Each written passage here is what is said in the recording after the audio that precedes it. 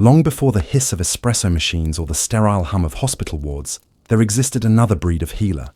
One who did not tend to humans, but to something far more central to daily life in the 13th century Mongol Empire, the horse. Imagine waking up not in a bustling city or quiet suburb, but on the open, endless grasslands of the Central Asian steppe.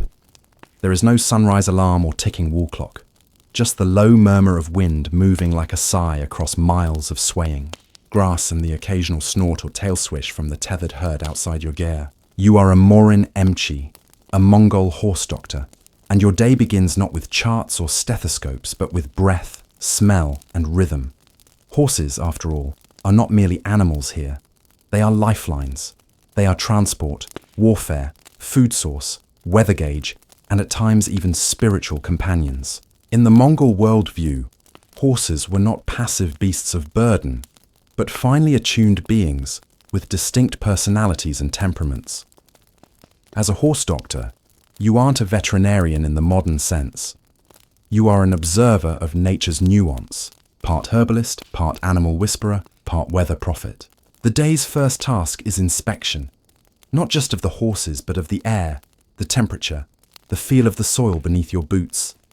All these things can affect equine health. Is the wind coming from the north? That might bring dry air and cause wind sickness, a vaguely defined malady often blamed for listlessness in otherwise energetic mounts. You open your medical satchel, a rugged leather pouch stiff with age and grease, containing the essentials.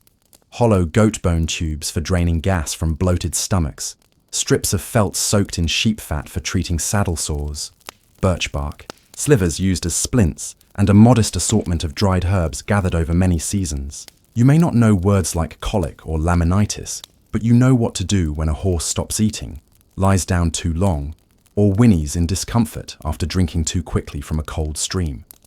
You also carry 2 talismans. One, a carved charm from your grandmother said to ward off steppe spirits. The other, a tiny piece of iron you claim, helps you listen to the horse's soul. Both are, technically, superstitious objects, but you never go anywhere without them. You set off on foot, your boots kicking up fine dust, and begin your first camp visit. Each ger, yurt, has its own cluster of horses, ranging from prize stallions to exhausted pack mares. You greet each animal in turn, speaking softly, not because they understand the words, but because tone matters. A calm voice makes for calm hooves. You run your hands down their flanks, feel the tendons, check the temperature of their breath, and peer into their eyes for signs of cloudiness or distress. If a horse's nostrils are dry and cracked, you suspect dehydration. If the manure smells too sour, you may suspect fermented gut. One mare flicks her ear twice and stomps at your approach. Odd behavior for her. You make a note to return. Your job, unlike a modern vet's, involves no records or paperwork. Your memory is your filing cabinet, and your reputation is your resume. A seasoned horse doctor can detect subtle changes others would miss. A limp that's more habitual than painful. A cough that's more psychological than physical. Mongols believed that horses, like humans, could be frightened into illness. A bad dream, a loud thunderclap, or a predator's scent could lodge in their bones and disrupt the vital energy that flowed through them. You don't necessarily disagree. One of your routine tasks involves hooves, which you check not only for cracks and infection, but also for what some call omens. A split frog, the soft underside of the hoof, could suggest future injury or misfortune. Superstition again, perhaps, but the grassland has few constants. Reading signs become survival. When necessary, you apply a salve made from bear fat and crushed wild garlic to the hooves, wrapping them with felt and sinew. It's not glamorous, but it often works. As you continue your rounds, a particularly stubborn gelding refuses to open his mouth for a molar inspection. You coax him gently, rubbing his jaw and murmuring in a low register, before prying his lips back to inspect the teeth. Mongol horsemen were obsessed with dental health, not just for aesthetics, but because tooth pain meant reduced feeding and eventual weakness. You spot tartar buildup and an inflamed gum line. Not ideal, but treatable. You make a chewing mix from mashed river reeds and salted ash bark, apply it to the gums, and advise the owner to keep him off dried thistle for 2 days. Word spreads quickly when you help a horse, and even faster when you don't. Reputations can be ruined by a single misstep. Mongol society, especially in the traveling Jur communities, holds animal health as a serious, almost sacred matter. That is why, on occasion, your work is interrupted by less scientific colleagues, the shamans. Today, a visiting spiritualist arrives from a nearby clan, declaring one of the stallions cursed due to a steppe shadow cast during the last lunar eclipse. You smile politely. It's easier to work around belief than against it, while he chants and shakes a rattle over the stallion's head. You discreetly apply a warming compress to the animal's swollen hock and prepare a thick herbal drink laced with fermented milk curds and turmeric root. You don't believe in shadow spirits, but you know a strained joint when you see one. By noon, you take your break, a modest spread of boiled barley, goat cheese and airag, the fermented mare's milk that tastes vaguely like a fizzy sour yogurt. You sit cross-legged outside your Jur, watching distant dust trails from approaching riders. One of them, you soon learn, brings a crisis. His racing horse, lean, muscled, expensive, is down. Breath labored, eyes wide. You drop everything. Arriving at the site, you find the horse flat on its side, belly distended. A textbook case of gastric torsion, though you wouldn't call it that. To you, it's gut sickness, kartsetseg, the black bloom. You retrieve your goat bone tube, insert it through the nostril with steady, firm pressure, and listen for the telltale hiss of escaping gas. It comes, slowly at first, then in a rush. The smell is terrible. The result, immediate. The horse sighs and shifts. Crisis averted, for now. You leave the owner with a tea-ball of crushed valerian root and instructions not to let the horse gallop for at least 2 days. By late afternoon, you treat a saddle sore with a poultice made of sheep tallow and powdered moss, then inspect a foal whose knee appears swollen. A minor sprain. You splint it with birch bark, secure it with a felt wrap, and mark a charm nearby in the dust, just in case the shaman circles back. You never know who will claim credit when healing occurs. Dusk arrives slowly over the steppe, casting long gold shadows across the horse corrals.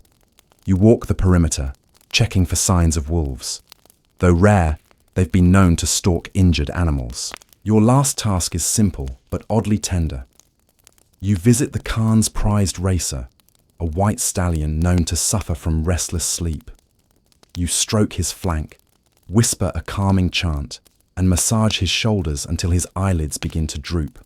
You've treated horses for wounds, bloat, fevers, tooth rot, and nightmares. But it's this, helping them sleep, that feels most sacred. You pack your satchel, tuck your talismans back into their pouch, and return to your own Jur beneath, the stars, where your own dreams will gallop beside those you've soothed. By the time dawn creeps across the plains once again, the cold has not yet lifted, and you're already awake. Not because of a rooster or a bell, but because of instinct.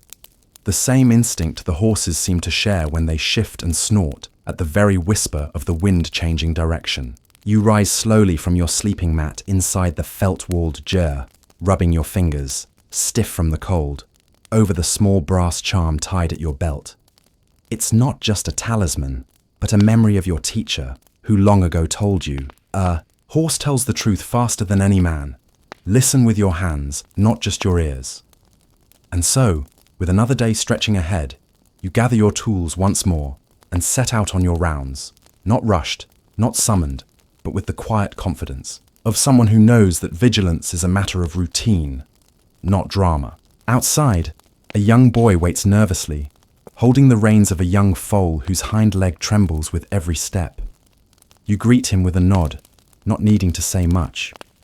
In the steppes, words are as sparse as trees, and silence holds more meaning than chatter. You crouch low, your fingers gently brushing the foal's tendon, feeling for heat, for swelling, for the subtle creak of discomfort that muscle and bone can betray if you know how to listen. The foal looks at you with wide, trusting eyes. So much of the work is not about pain, but trust. You decide on a cold compress from river stones wrapped in damp felt, bound with a strap of softened leather. and instruct the boy to keep the foal resting for 2 nights, no galloping. He nods, as if this were sacred law. Moving on, you're called to another cluster of gers, where a peculiar problem has arisen. Several mares have stopped eating, refusing even their favourite mixture of dried reeds and fermented hay. The owners whisper of a bad omen, a cloud shaped like a snake, or perhaps a spirit offended by the movement of tents too close to the ancient burial hills. You don't dismiss them, but you kneel to examine the feed first. The smell is wrong. A mould has taken hold, not obvious, but faintly sweet and sour, enough to sicken the stomach. You take samples, instruct that the feed be burned, and then prepare a gentle digestive tonic from powdered milk root, dried sour berries, and boiled stream water. It's bitter, but effective. You mark the afflicted mares with a ribbon of blue wool, not as a cure, but as a sign to others not to feed them yet. Sometimes, visual markers carry more weight than verbal warnings, especially for riders who arrive late and miss the morning's chatter. Further out, you find an older gelding, lying on its side, his breathing laboured, his ribs prominent against a coat dulled with age. The owner is weeping, not loudly but quietly, seated beside the animal as if it were an old friend about to leave. You kneel too. This one is beyond healing. You place your hand on the horse's brow and hum a soft melody, one your grandmother used to sing while brushing her own horse's mane. It's not a spell, not a chant, but something between comfort and farewell. You offer the owner a piece of soft cloth and help him build a windbreak to shield the horse from the cold as it passes. This too is part of the horse doctor's life. Not just healing, but witnessing. Not just medicine, but mercy. As the sun climbs, you're invited to observe a training ritual. A young rider, barely 12, is learning to leap onto his horse at full gallop. The animal is strong but nervous, and you notice its ears flicking back more than they should. You step in gently after the second failed attempt, suggesting a different saddle blanket, softer, less abrasive to the flank. The father of the boy laughs but agrees, and after switching the fabric, the horse settles noticeably. You don't take credit. You simply nod and step back into the crowd. The best horse doctors, after all, are those whose advice is remembered even when their names are not. Around midday, you're summoned to a larger camp where preparations are underway for a seasonal migration.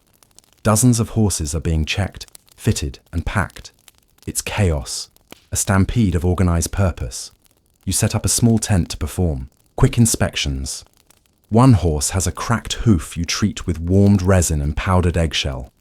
Another has signs of early mange, so you shave patches of hair and apply a thick, smelly salve made from lard and pine soot. Each case is quick, but each horse is different. You treat them as such, never rushing the examination no matter how many wait. The work is fast, but never hurried. There's a difference. A young girl approaches with a question. How can she tell if her mare is pregnant?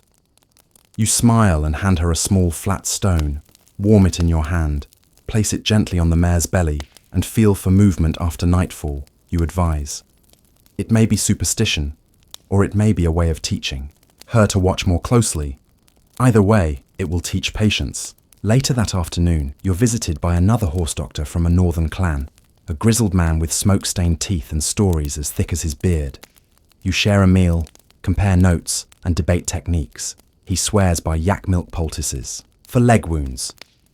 You prefer a mash of fermented grass and sour plum. There is no argument, only the quiet competition of experience. You trade dried herbs and agree to meet again before the next seasonal games. These moments, these exchanges of wisdom, are the only formal education a steppe vet receives. The Mongol Empire may be vast, but its universities are the open skies and shared meals under felt roofs. As the sun dips toward the horizon, casting long golden bands over the grasslands, a commotion arises near a distant cluster of gers. A prized racing horse has thrown a rider and refuses to let anyone near. The animal circles and rears, nostrils flaring, foam flecking its mouth. You arrive calmly, avoiding eye contact, and slowly walk in a wide arc until you're close enough to hum a low tone. Some say it's a healing chant, others a trick of cadence, But the horse stops, breathes, ears forward. You approach, palm out, and let it touch your hand before slipping a cord around its neck and leading it to a quiet space. There is no wound, no physical damage. This is fear, perhaps from a fall, a sound, or a memory. You spend half an hour simply sitting nearby, letting the horse settle. Healing is not always a matter of touch. Sometimes it's presence. As dusk wraps the land in soft violet tones, you make your way home. Passing riders returning from water runs and children chasing after lambs with reckless glee. The day is not over yet. You still have salves to prepare, herbs to dry, notes to memorize. Mental notes, of course, as writing is rare in your profession. You sit by the small fire outside your jar, grinding crushed ginger root and river mint into a paste that helps with inflammation, listening to the distant neighs and the laughter of a nearby campfire. There is comfort in repetition. The same stars will shine tonight as they did last night, and the horses will breathe the same rhythm into the wind. You stretch, roll your shoulders, and lean back, thinking of tomorrow's rounds, the mares still recovering, the colts learning their first gaits. Each day is different, each horse is different, but the ritual, the care, the attention, those are constant. And in that quiet consistency lies the beauty of your work. Not in glory, not in praise, but in the steady knowledge that your hands, your tools, and your time keep the great lifeblood of the steppe moving forward, one hoofbeat at a time. The evening wind that flows across the steppes is not merely a breeze. It is an ancient breath that carries the stories of countless migrations, whispered prayers to Tengri, and the distant echo of galloping hooves. After a long day tending to the ailments of horses and the quiet anxieties of their owners, your tools now sit neatly beside your bedding roll. Bone needles, powdered roots, leather straps, small jars of salves that took months to prepare. Each item has a place. Just as every gesture in your trade carries meaning, you lean forward and stir the fire gently, not for warmth, but to coax out the last bit of flame to boil a small pot of fermented mare's milk, mixed with dried plum. It's a calming drink, one your mother swore by whenever your hands ached, or your shoulders stiffened from a long ride. As the pot simmers, you gaze across the distant horizon, where scattered herds darken the edge of twilight, like smudges on a silk canvas. A young apprentice joins you. She's no older than 12, with wide eyes and hands too soft to braid even a tail. Still, her curiosity is earnest. She asks you about the difference between a good hoof and a tired hoof, between a horse that fears and a horse that plots mischief. You answer slowly, not with lectures, but with stories. You tell her about a stallion that once refused to move after its twin was taken for battle, standing stone still until the sibling returned 3 days later, thin and wounded, but alive. That horse nuzzled its twin once, then lay down and slept, as if it had held its breath the whole time. Horses know more than we think, you tell her. It's not magic, it's memory. After the drink is ready, you sip in silence while she feeds the fire with bark from the dry juniper shrub. Smoke curls into the air, carrying with it the clean, bitter scent that Mongols believe keeps illness away. Before bed, you check on the injured foal from earlier. It lies with its legs tucked neatly beneath it, eyes half-lidded in drowsy relief. The boy watches it closely, as if afraid blinking might undo the healing.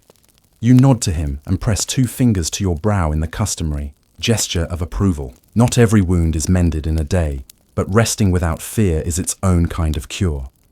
Back in your jar, the woven roof now glows faintly with the moon's blue light. Your tools may rest, but your thoughts do not. You go over the cases in your head, reviewing not just symptoms, but patterns. Mares more likely to sicken near certain pastures, a run of bad hoof rot following spring rains, the strange cough that only seems to emerge after dust storms. These are the puzzles that horse doctors must live with. There's no written manual, only memory and shared talk over boiled mutton and fermented milk. Nearby, another camp prepares for a ceremonial race in 3 days. It is said that the Khan's own nephew will compete, and already riders are whispering about how to prepare their animals. Some believe in fasting the horses the night before. Others swear by feeding them boiled barley soaked in river water, warmed by fire-heated stones. You've been asked to inspect the Khan's horse, a great black gelding with fire in its bones and pride in every step. As you approach it under cover of darkness the next night, you make sure to bring no fire, no loud greetings, just the calm presence of someone who understands animals aren't machines to be wound up and sent off. They are companions and they have moods. You speak in a tone so low it barely stirs the grass. Your fingers run along the horse's flank, its shoulder, behind its ears where tension gathers. You find nothing wrong, but you leave behind a scrap of red thread tied to the bridle. A quiet blessing, not medical, but traditional. The groom doesn't ask questions. He just bows and thanks you. The next morning, another challenge awaits.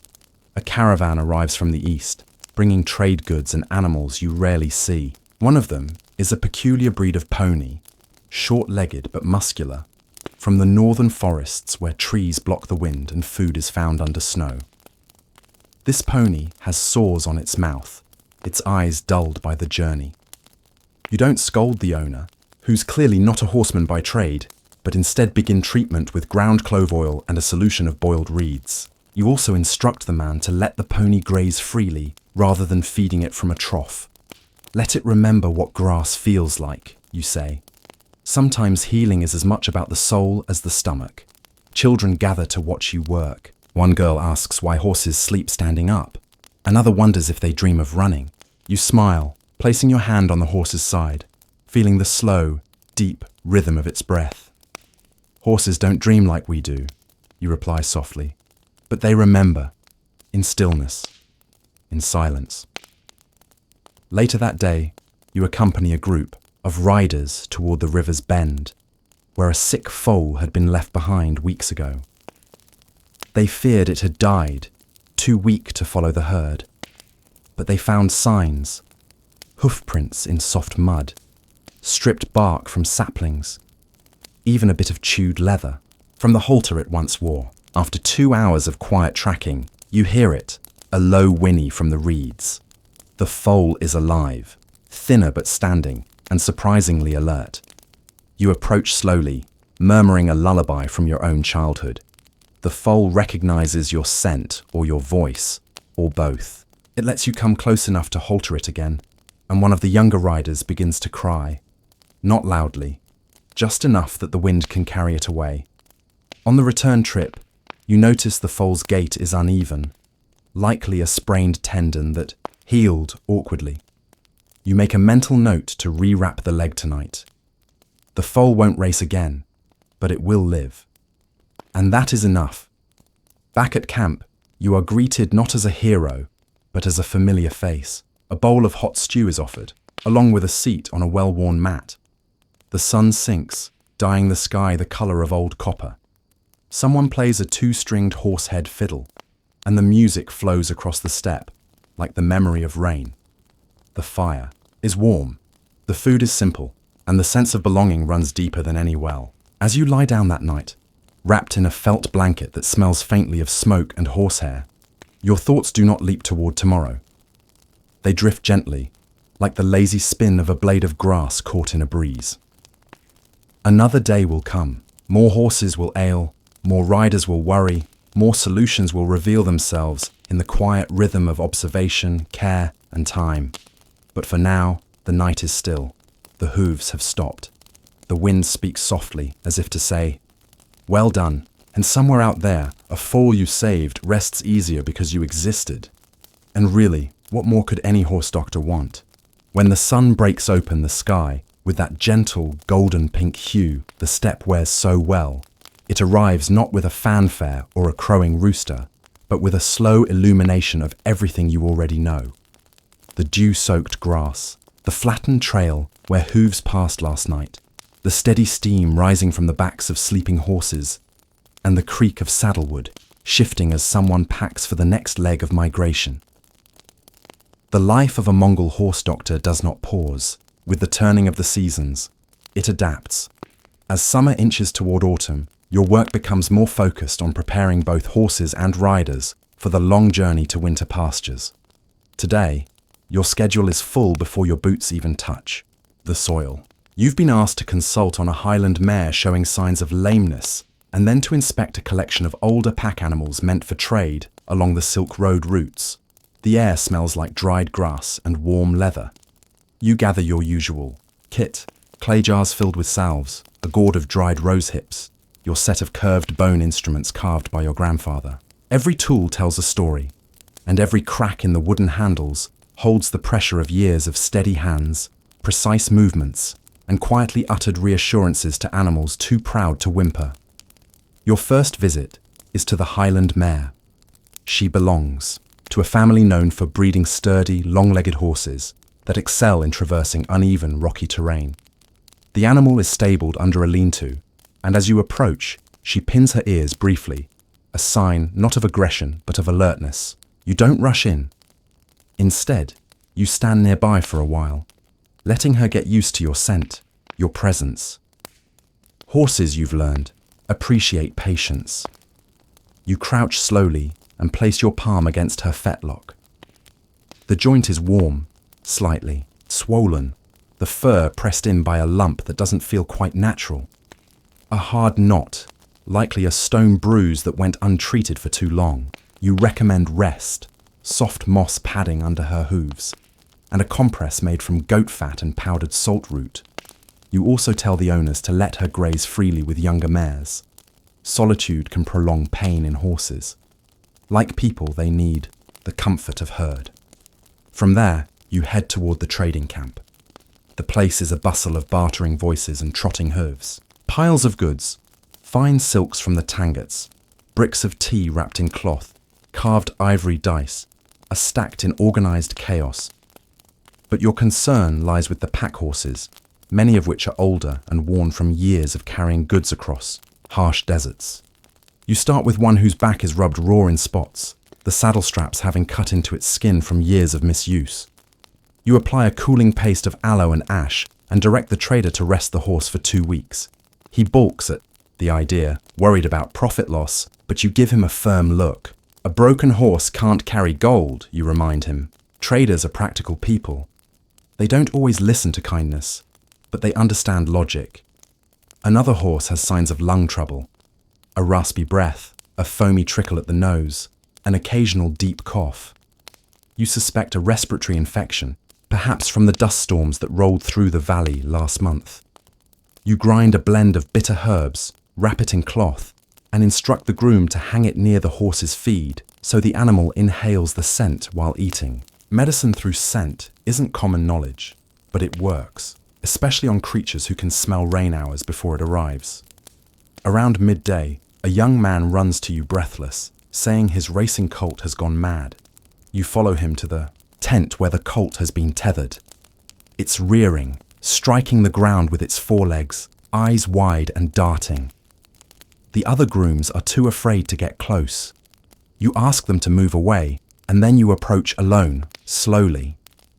You whistle low, then click your tongue, not to command but to create rhythm. Horses understand rhythm. It reminds them of hoofbeats, of safety. After a few minutes, the colt lowers its head slightly. You kneel and place a hand against its chest. The heartbeat is wild, but beginning to settle. This isn't madness. It's overstimulation. The colt was probably exposed to too much noise, too many unfamiliar smells. You recommend complete quiet, wrapping the colt's head in a soft cloth to dim the sights, and using warmed milk with crushed mint to soothe its stomach. The boy listens carefully. He wants to be a horseman one day. You tell him it's not about force or speed. It's about listening before speaking, even to a creature that doesn't talk. Later, you visit a family whose horses have begun losing their coats in uneven patches. The father suspects a curse. The mother worries it's a disease. You kneel beside one of the horses and examine the skin. Flaky, irritated, slightly reddened in patches. Mange, most likely, though mild. You recommend a mixture of dried earthworm, river salt, and yak butter. It must be applied for 7 nights, during which the horse should be kept away from the rest of the herd. Isolation is not just physical, it's symbolic, a way of separating the illness from the herd's shared spirit. They thank you with a small piece of honeycomb, a rare treat. As you make your way back toward your ger, a rider approaches with a request that makes you pause. He wants help choosing a horse, not for battle or trade, but for a marriage gift. The bride's family is of high standing, and tradition requires a steed that is both strong and calm, a symbol of reliability and grace. You ask him about the bride. He blushes and says little, but the way his eyes shift when he speaks tells you everything. You walk with him to a nearby pasture and observe several horses before selecting one, a tall, dark-coated mare with an even gait and the kind of stillness in her eyes that suggests wisdom. She's not the fastest, you say, but she knows how to stand firm when others panic. That's more valuable than speed. He agrees and asks how to prepare her. You give him instructions for grooming, feeding, and a special oil to rub into her mane to bring out its sheen. In the fading light, you begin your final rounds, checking on a gelding recovering from colic, a foal learning to drink without its mother, a mare who has recently lost her newborn and stands too long in one place, unmoving. For her, you hum a lullaby and tie a piece of soft wool around her neck. Some call it superstition. You call it continuity. Night falls quietly, as it always does, without spectacle. You clean your tools by firelight, preparing your kit for tomorrow. Your hands ache, your back stiffens, but there's a rhythm to the ache, a memory in the stiffness. As you sip another bowl of fermented mare's milk, a group of children gather to hear you speak. They ask you about the time a horse refused to enter battle because it sensed death. You nod and tell the tale, embellishing it slightly, letting the story unfurl like smoke into the night. It doesn't matter whether it's all true. What matters is that they listen, and in listening, they learn. As you finally lie down, head resting against a saddle wrapped in fur, the sounds of the camp fold into the night. The crackle of fire, the distant whicker of horses, the whisper of the wind moving through grass. The steps don't sleep in silence. They breathe. And you, wrapped in their breath, drift off slowly, surrounded by the soft certainty that tomorrow will bring more hooves to heel, more herbs to mix, more tales to pass along. Not because of obligation, but because this is what you do. This is what it means to be a horse doctor of the Mongol plains. And somewhere out there, even now, a colt takes its first steps with a little less fear because someone like you exists. Somewhere on the Aventine Hill, not far from the hum of the Tiber River, and just a few crumbling arches away from where the bakers begin their day with dough and quiet curses, stands a library so unremarkable that even the pigeons seem to forget it's there. It's not the grand library of Alexandria, with its halls of burning knowledge, nor the bustling Athenaeum of Hadrian, where philosophers argue until their voices give out. No, this is a modest Roman library, maintained by a man so dedicated to the art of scroll sorting that his fingers are perpetually ink-stained, and his dreams consist of filing systems and misplaced catalogue numbers. His name, Lucius Flavius Priscus, is not one destined for greatness, but for order.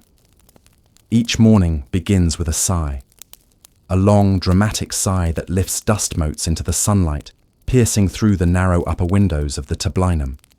Lucius rises from his modest cot in the back room of the library, where he's taken to sleeping ever since his home became too cluttered with duplicate scrolls, fractured pottery indexes, and unfinished letters to authors long dead.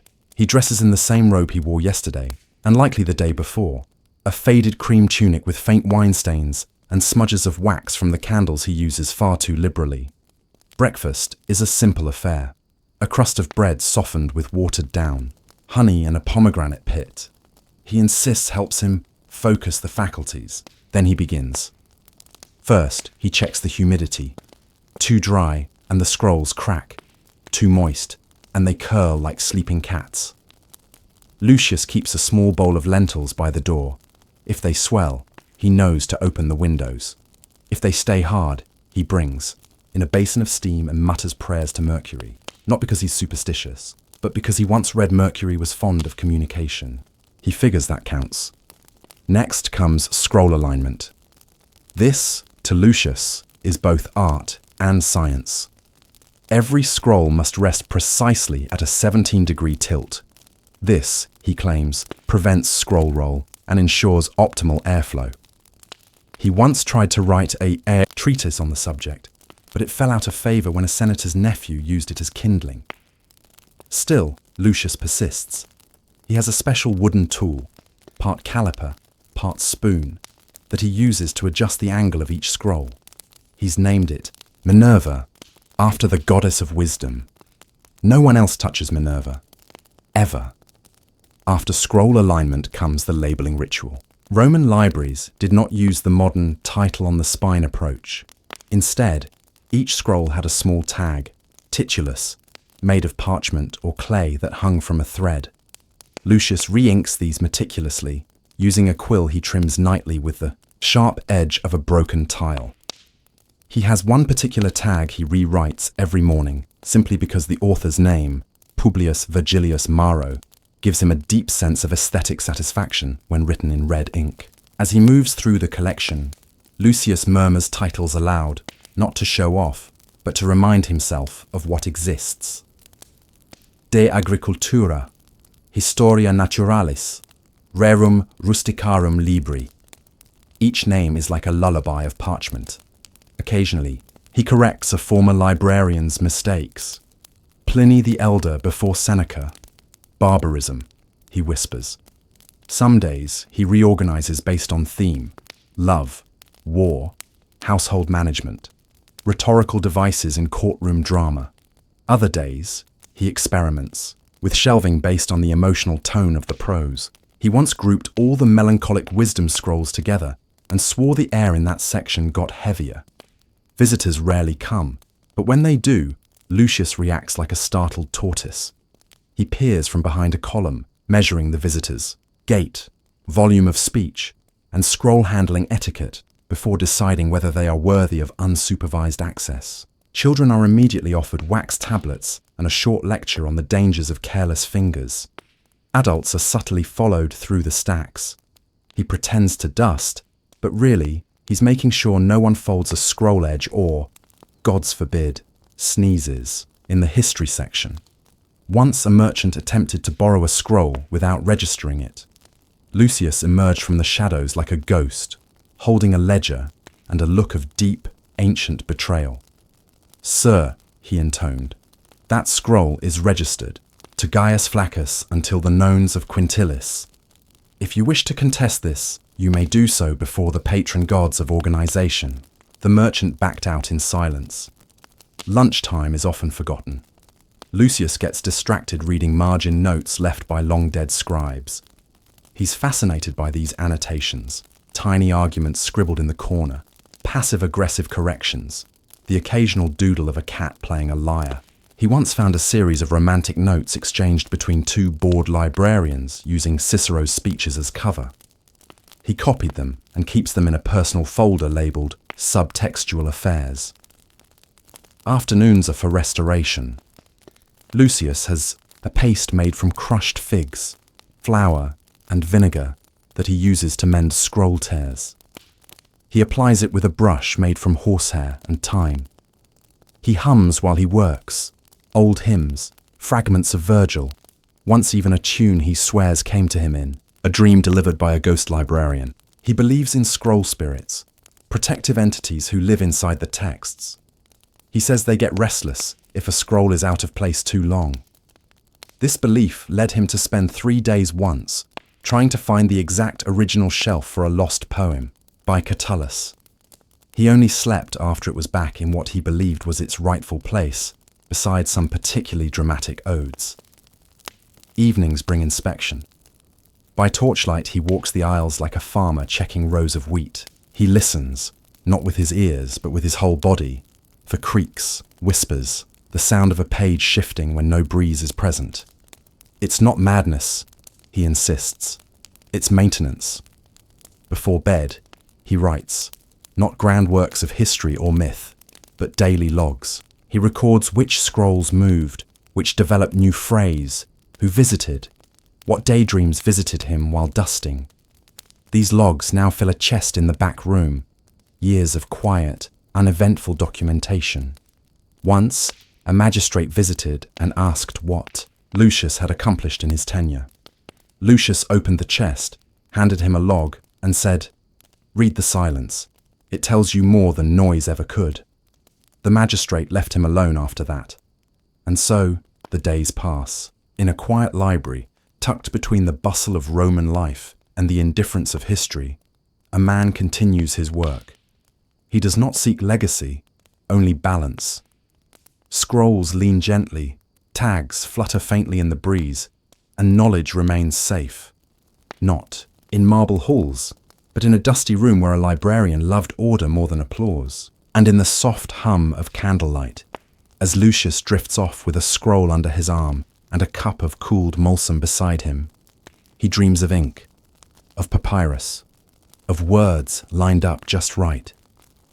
Because sometimes sleep doesn't come from silence, but from the comfort of knowing every story is exactly where it belongs. In the heart of Victorian England, beneath skies thick with coal-smudged clouds and over cobbled streets, echoing with the clatter of carriage wheels, a peculiar obsession quietly took root.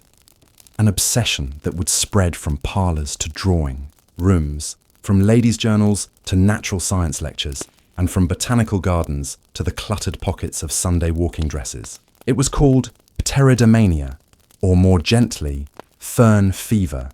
And for a few peaceful decades in the 19th century, ferns were everything.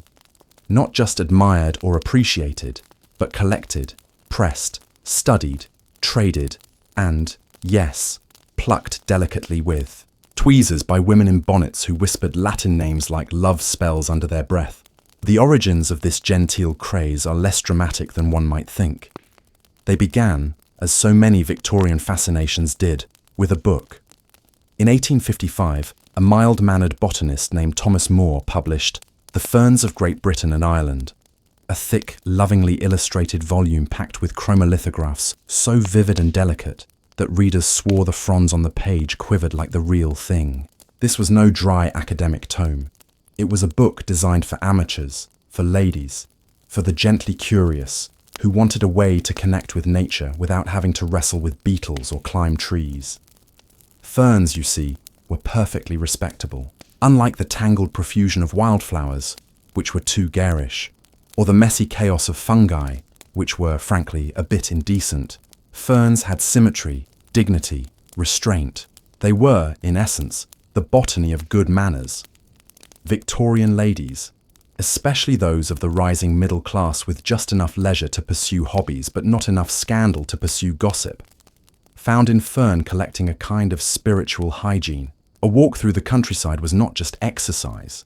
It was an opportunity to spot the subtle fronds of the polypody or the finely divided leaves of the maidenhair spleenwort. One did not simply pick a fern. Oh no. One observed it, noted the shade of green, the shape of the pinny, the pattern of sori underneath. Then, with gloved hands or silver tweezers, engraved if one was particularly fancy, one would gently extract a sample, place it between sheets of blotting paper, and tuck it carefully into a field journal or portable press. This press might be bound in leather, tied with ribbon, and decorated with embossed ivy vines, because everything had to be aesthetically proper. For many, it wasn't even about the plant so much as the ritual. Fern hunting required patience, observation, quiet. It was an antidote to the noise of industrial life, a feminine resistance to the soot and steel of modernity. Gentlewomen who had never travelled more than 5 miles from their home suddenly became amateur explorers, poking about in damp glens, whispering over stone walls, crouching by shaded brooks where the rare hart's-tongue fern might grow. The equipment list expanded accordingly. A walking stick tipped with a tiny spade, a parasol that doubled as a specimen carrier, gloves lined with oilskin to prevent moisture, and a small magnifying lens tucked into a silver case. In towns like Bath or Edinburgh, fern societies began to spring up. They held meetings. They published newsletters. There were debates, genteel but impassioned, over taxonomy and spore structure. Some aristocratic households even built ferneries, elaborate glass houses or shaded grottos designed entirely for the display of curated ferns. Think of them as the Victorian version of a houseplant wall, except with more marble. It became a mark of taste, of refinement, to have a flourishing fernery in one's home. There were fern motifs in embroidery, in wallpaper, in the delicate sugar tracery of cakes. Young ladies folded paper fern bookmarks and sent them to their suitors, who replied with pressed samples and letters in which botany blurred with flirtation. In fact, many courtships bloomed over shared fern albums, books where each page bore a different pressed specimen, carefully labelled and dated, sometimes with poetic observations written in looping cursive. Found on the north-facing slope, near Bramblewick Hill, the air, most delicious, grew beside a stream in such lovely silence I dared not speak. But not all was delicate charm and picnics. The true fern hunters, those who sought the rarest specimens, ventured into dangerous terrain, caves, cliffs, fog-drenched moors. There are records of gentlemen dangling over rocky ledges in pursuit of the alpine woodsia. One woman reportedly traversed a bog in full skirts, guided only by instinct and a poorly drawn fern map, to find a rumoured patch of adder's tongue. They returned, often muddy, breathless, and triumphant, clutching ferns like trophies. Some Victorian gentlemen considered this unseemly behaviour for ladies. "Too much scrambling," one column in the Morning Chronicle sniffed, "is unbecoming to the female form." But the ladies scrambled on, skirts hitched, boots laced, tweezers ready. Of course, there were rivalries. In Cornwall, it's said that two neighbours refused to speak for years after a disputed claim over a particularly lush lady fern discovered near the ruins of a Roman fort. Ferns were also commodified. Nurseries sprung up selling rare cultivars at scandalous prices. A single frond of a golden variegated fern might fetch the equivalent of a week's wages for a household servant. And as with all Victorian fads, there were copycats, imitators, and scammers. Ferns made of dyed feathers, wax, or even seaweed were passed off as genuine in marketplaces and fairs. But the core of the movement remained sweetly sincere. For the women who collected ferns, it wasn't just about classification, it was about connection. In an era where roles were rigid and options limited, fern collecting offered freedom. The freedom to move through nature, to study, to classify, to marvel. It required no university degree, no husband's permission, no grand fortune. Just a pair of sharp eyes, a good pair of boots, and perhaps a thermos of weak tea. Over time, the fever began to fade.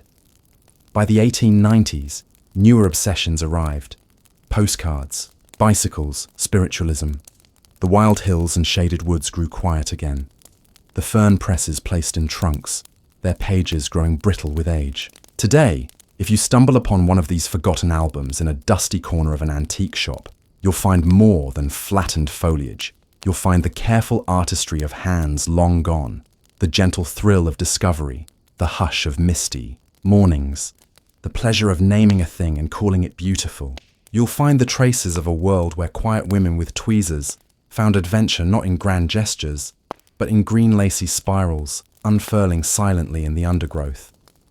And in that slow, deliberate beauty, perhaps you too will feel a little fern fever stir. Not loudly, just a whisper. Just enough to dream of mossy banks, tiny spoons for digging, and ladies in walking dresses kneeling reverently beside a shaded rock, searching not for glory, but for green.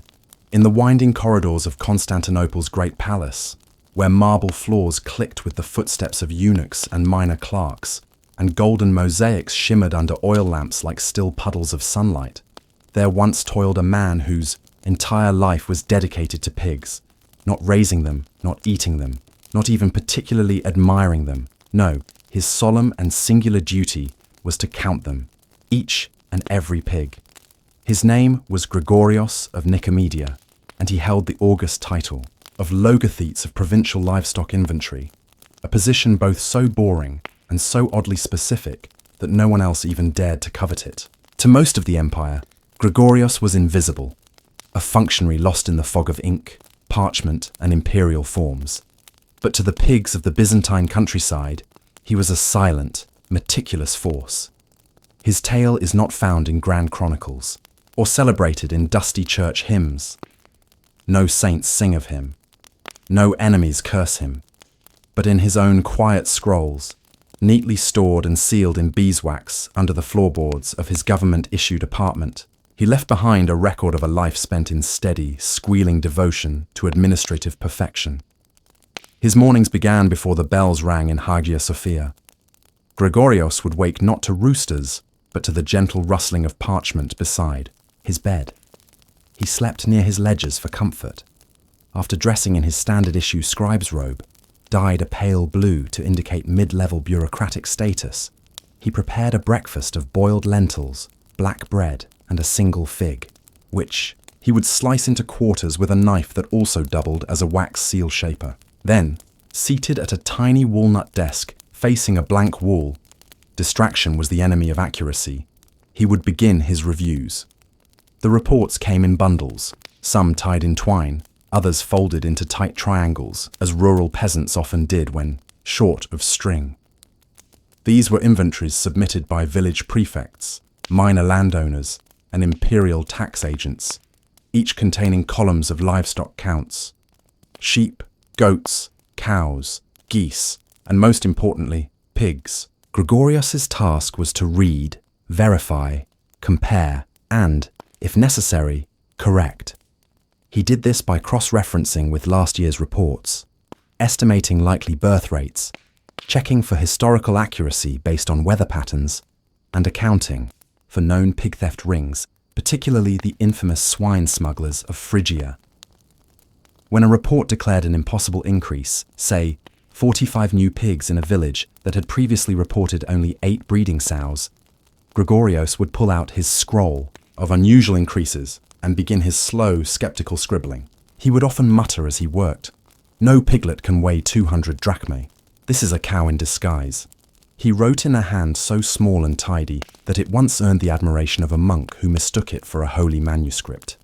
By midday, Gregorios would have reached the verification phase. He placed tiny check marks, shaped like pigs' tails, if you looked closely, next to each entry he approved. Any suspect report was placed in the basket of doubt, a woven bin he kept beneath his desk. It was lined with a soft cloth printed with piglets, a gift from his niece who found his job adorably tragic. Afternoons were for field visits. Yes, Gregorios went to the pigs. Not every day, of course. Only when reports were inconsistent, suspicious, or poetically strange. Once, a farmer claimed to own a singing pig. Gregorios visited personally, only to find that the pig grunted rhythmically near feeding time. A musical inclination, perhaps, he noted, but not actual singing. He travelled by mule, accompanied by his assistant Diodoros, a young man who harboured dreams of one day being promoted to logothetes of wheat yields, which Gregorios considered ambitious, if a bit flashy. Their kit included wax tablets, a portable ink pot, a scroll of pig breeds for visual identification, and a calibrated wooden stick for measuring snout length. At each village, Gregorios would announce himself not with fanfare, but with a soft knock on the gate. "Imperial Pig Census," he would murmur, holding up a stamped badge. Children laughed, farmers groaned, pigs stared blankly. The inspection was gentle but firm. Gregorios never touched the pigs directly. He respected their autonomy, but he would count them aloud, noting their condition, age, and if possible, parentage. He once identified a case of pig fraud where the same 3 pigs were being paraded through multiple villages to inflate numbers. He cracked the case, not with confrontation, but with quiet deduction. "This pig," he pointed out, "has a chipped hoof and a birthmark shaped like the letter rho. We have seen her 4 times today." The farmers wept. Gregorios merely adjusted. The figures. When evening came, he returned to his quarters, his robes faintly smelling of straw and ink.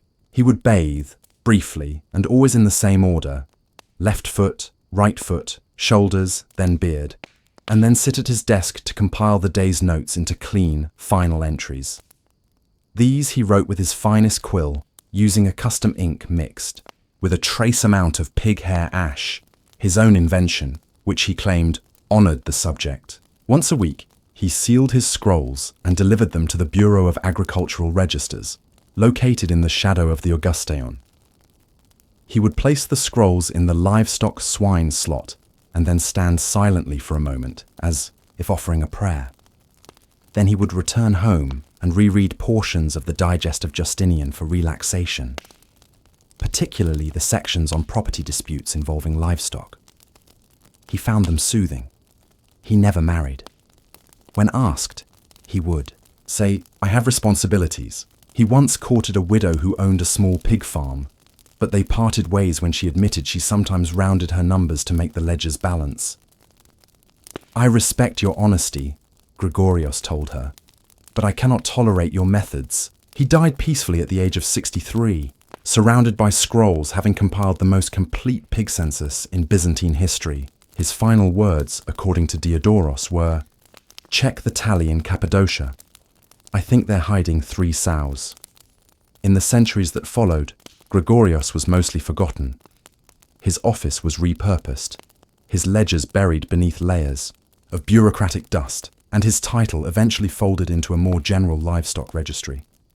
But among the pigs, should you believe in such tales, his memory lingered. Farmers occasionally reported pigs sniffing at old scrolls with a kind of recognition, and one monastery swore their entire herd stood in silent formation on the anniversary of his death. Today, if you visit the archives in Istanbul and ask very politely, a weary clerk might bring you a faded box labelled "Swine, 9th Century." Open it gently. Inside, you'll find scroll after scroll of careful, unwavering numeration, proof that once, long ago, a man counted pigs so diligently that his silence echoed across empires, not with trumpets or conquests, but with tiny inked tails curling in the margins of forgotten reports. In the velvet-draped halls of Elizabethan England, where wigs were powdered, collars starched, and people bathed somewhere between annually and never, a curious dietary belief floated through noble households like a faint, questionable smell. It was the fear, not of witches or Spaniards or the plague, although those were certainly troubling, but of fresh vegetables. Yes, in a time when Queen Elizabeth I herself dined on sweetmeats and wine-soaked peacock, many noble households believed that eating raw greens could summon all manner of digestive distress, spiritual imbalance, or, in extreme cases, death by salad. This aversion to raw produce was not mere fussiness. It was a deep-seated, philosophical certainty rooted in humoral theory, classical medicine, and a general suspicion of anything green that hadn't been boiled into submission.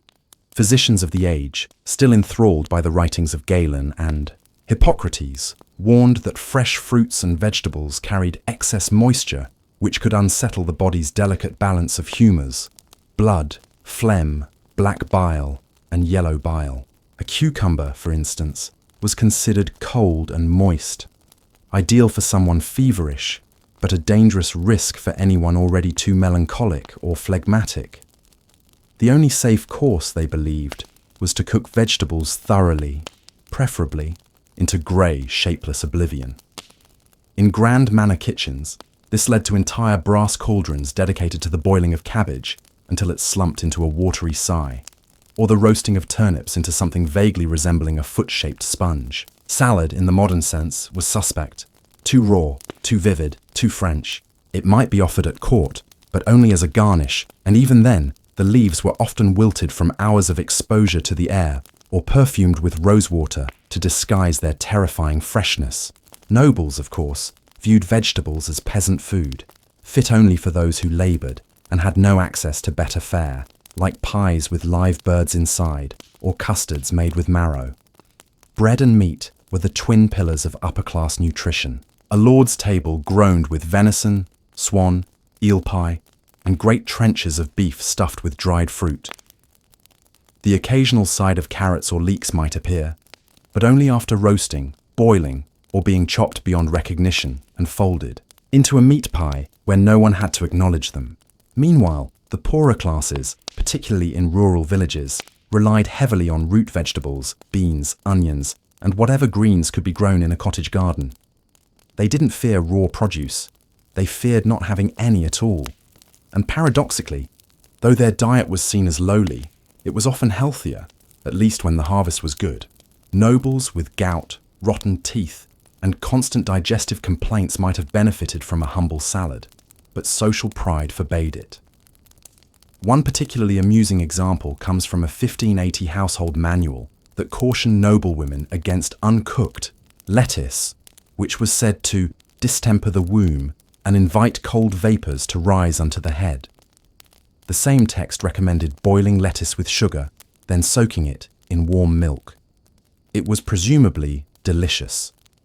In practice, many nobles ate vegetables only when disguised as something else. A common kitchen trick was to mash parsnips and sweeten them with honey until they resembled a pudding. Peas were stewed into a thick paste and poured into ornate moulds shaped like castles or mythical beasts. Even apples, far too lively to be eaten raw, were baked until their structure collapsed into something more properly lifeless. In the court of Elizabeth I, courtiers might sip vegetable broths flavoured with beef marrow, or drink concoctions brewed from boiled roots and herbs.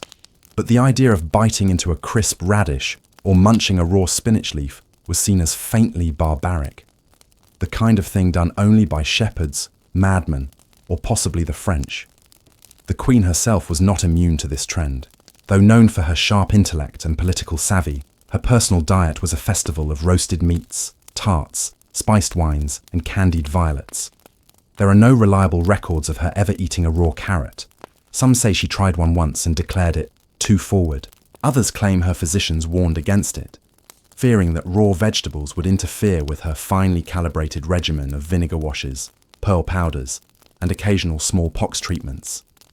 But perhaps the most absurd example of anti-vegetable paranoia comes from a nobleman named Sir Diggory Fenshaw, who maintained an elaborate estate in Norfolk. Obsessed with dietary purity, he believed vegetables were best consumed only in the form of vapours.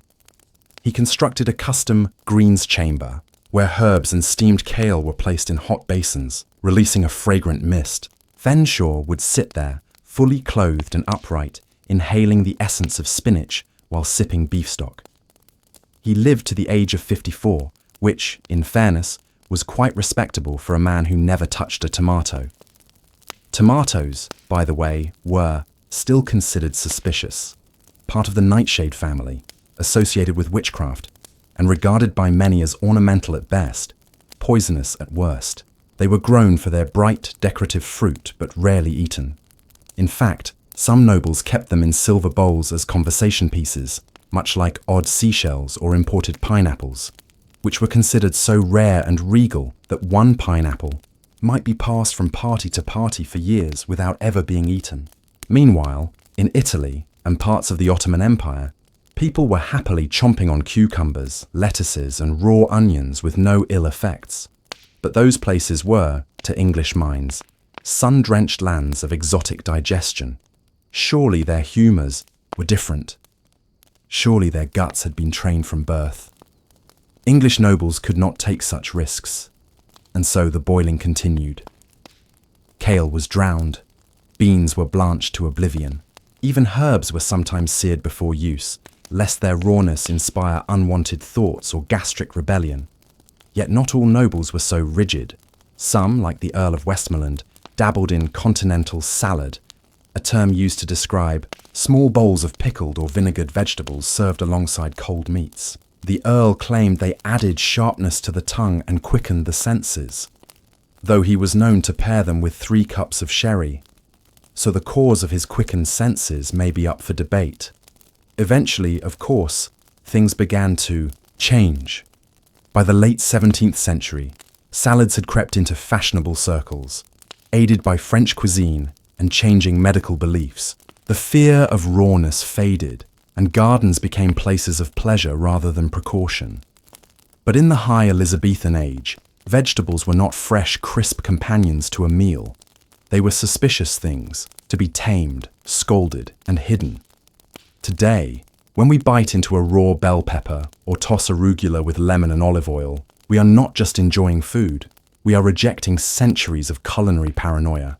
We are, in our own small way, braver than a Tudor nobleman. And perhaps, just perhaps, that should bring you a quiet, leafy pride as you drift off to sleep. Long before the convenience of smartphones, buzzing bedside alarms, or even the tick of a modern clock, the act of waking up on time in the medieval world was a deeply personal and often quite peculiar challenge. In monasteries, towns, and scattered rural homes, people did rise with the sun, yes, but also with bells, birds, candles, dreams, and sometimes even by the sniffing of a neighbour's dog. The art of being awakened was not automated. It was a human concern infused with creativity, superstition, and a surprising amount of trial and error, especially during the Middle Ages, when one's entire schedule might hinge on the chiming of a distant abbey bell or the unreliable crow of a rooster. Timekeeping was a communal effort held together by sound, smoke, and instinct. Let us begin with the monastic tradition, that rhythmically sacred world where the very architecture of the day was shaped by time itself.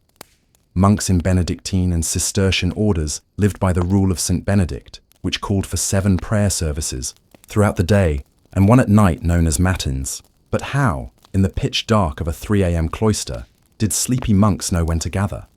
Some monasteries employed a man known as the sacrist, who was responsible not only for holy vessels, but also for tracking time by the stars, moon, and elaborate water clocks, devices that dripped slowly and marked the hours with floating dials. Others trained themselves to wake by instinct alone, internalizing the rough passage of hours from dusk to dawn. These monks might sleep in short cycles, rising naturally with astonishing accuracy. There are even accounts of monks who would tie a thread from a candle to their finger. As the candle burned, it would weaken the thread, and at the desired time, it would snap and tug at their finger, a silent but effective wake-up call. In some ways, this was an early alarm clock, albeit one requiring good aim and some heat resistance. Outside the monastery, where lay people faced far less structured lives but just as many demands to rise early for markets, fieldwork, or prayer, other solutions emerged. Chief among them was the humble rooster, long mythologized as nature's alarm. But roosters, for all their confidence, are fickle creatures. They may crow at dawn, or at midnight, or whenever they please. So many villagers relied on human alarms instead. Neighbours with strong lungs, town criers, or the particularly unfortunate job of the knocker-up. Most popular in early modern Europe, but with roots in medieval towns, the knocker-up was, essentially, a paid alarm person. Armed with a long pole, stick, or even a blowpipe shooting dried peas, they would walk through dark alleys, gently tapping on bedroom windows or thatched shutters until their client awoke. In smaller communities, this job could be informal, a responsibility shared among friends or passed down to a particularly punctual relative. Wake me at cock's crow was as likely to mean ask old Milder to knock as it was to rely on the actual cock. Yet for the wealthier classes, especially in cities, timekeeping had begun to take on a mechanical form. The earliest medieval clock towers appeared in 13th century Italian cities and spread slowly to northern Europe. These were immense wooden machines powered by weights, escapements, and sometimes even water wheels. They did not have faces or hands. Instead, they chimed the hours for all to hear. These public clocks served as mass alarm systems, and their sound defined urban life. In cities like Milan or Rouen, people could set their lives to the bells, toll, rise at the first chime, pray at the second, eat after the third. These bells were not merely informative, they were social organizers. Missing the bell could mean missing your bread ration, your turn at the mill, or the morning sermon. And so people developed rituals to ensure they'd be awake, whether by leaving shutters open to let in dawn's light, or sleeping in shifts. In the colder corners of northern Europe, however, light was often in short supply. Winters brought long nights and heavy sleep, and waking became more of a challenge. Here, another curious invention arose: the fire clock. A long, evenly cut rope with knots spaced at regular intervals would be hung and lit. As it burned down, each knot marked the passing of a half hour or so. People could judge the time and estimate when to rise by how far the fire had advanced. It wasn't exact, and it wasn't always safe, but it worked well enough for generations who feared oversleeping their morning tasks. Then there were dream-based alarms. This sounds poetic, but it was taken seriously in some medieval texts. Dream manuals and early herbal books offered advice for those who wanted to wake at a certain hour. Sleep on your right side if you want to rise at dawn. Drink valerian or place mugwort under your pillow to time your waking. More mystically inclined folk believed in angelic alarms, asking their guardian angel to tap them on the shoulder at the correct moment. Whether this actually worked or just coincided with the natural light creeping in, we can't say. But the belief persisted for centuries. In merchant households, where daily schedules were tighter and reputations mattered, the servants, often, became living clocks. A cook might rouse the master with a softly stoked hearth. A stable boy would begin feeding horses before the sun rose, ensuring the household woke to the gentle sounds of hoof and hay. The highest compliment for a servant, according to some medieval manuals, was being as true as time. That is to say, they never overslept. In Islamic regions of the medieval world, such as Al-Andalus and the Abbasid Caliphate, more advanced, water clocks and even early gear-based timekeepers were already in use. These were sometimes beautifully decorated, using complex floats, weights, and automata to strike bells, or even release small birds at scheduled intervals. The call to prayer, 5 times a day, also served as a kind of public alarm, echoing across rooftops and streets to stir the faithful from their slumber. The timekeeping practices of these cultures were often more precise than their European counterparts, thanks in part to advances in astronomy and a rich tradition of engineering. Similarly, in China, early mechanical clocks existed by the Song dynasty, using escapement mechanisms and armillary spheres to keep track of time and celestial motion. Large town clocks, or time drums, were installed in city squares, and elaborate incense clocks, where trails of aromatic powder burned through patterns, helped individuals track hours within their homes. These clocks were both functional and ceremonial, often carved in the shapes of dragons, towers, or celestial figures. Meanwhile, in the colder highlands of Scotland, some shepherds practiced a different kind of timekeeping altogether, based on the behavior of animals and the shape of the sky. The stars were their alarm, and they watched for the rising of particular constellations, like Orion's belt, as a sign that morning was approaching. They also trusted their dogs, who often woke at the same time each morning, nudging them gently or licking their faces when it was time to move the sheep. Perhaps the most touching alarms of all were the ones passed between people. A parent waking a child with a whispered word, a neighbor tapping on the wall, a spouse shaking a shoulder. Before clocks ruled our lives, waking up was not a solitary digital affair. It was communal, embodied, and deeply human.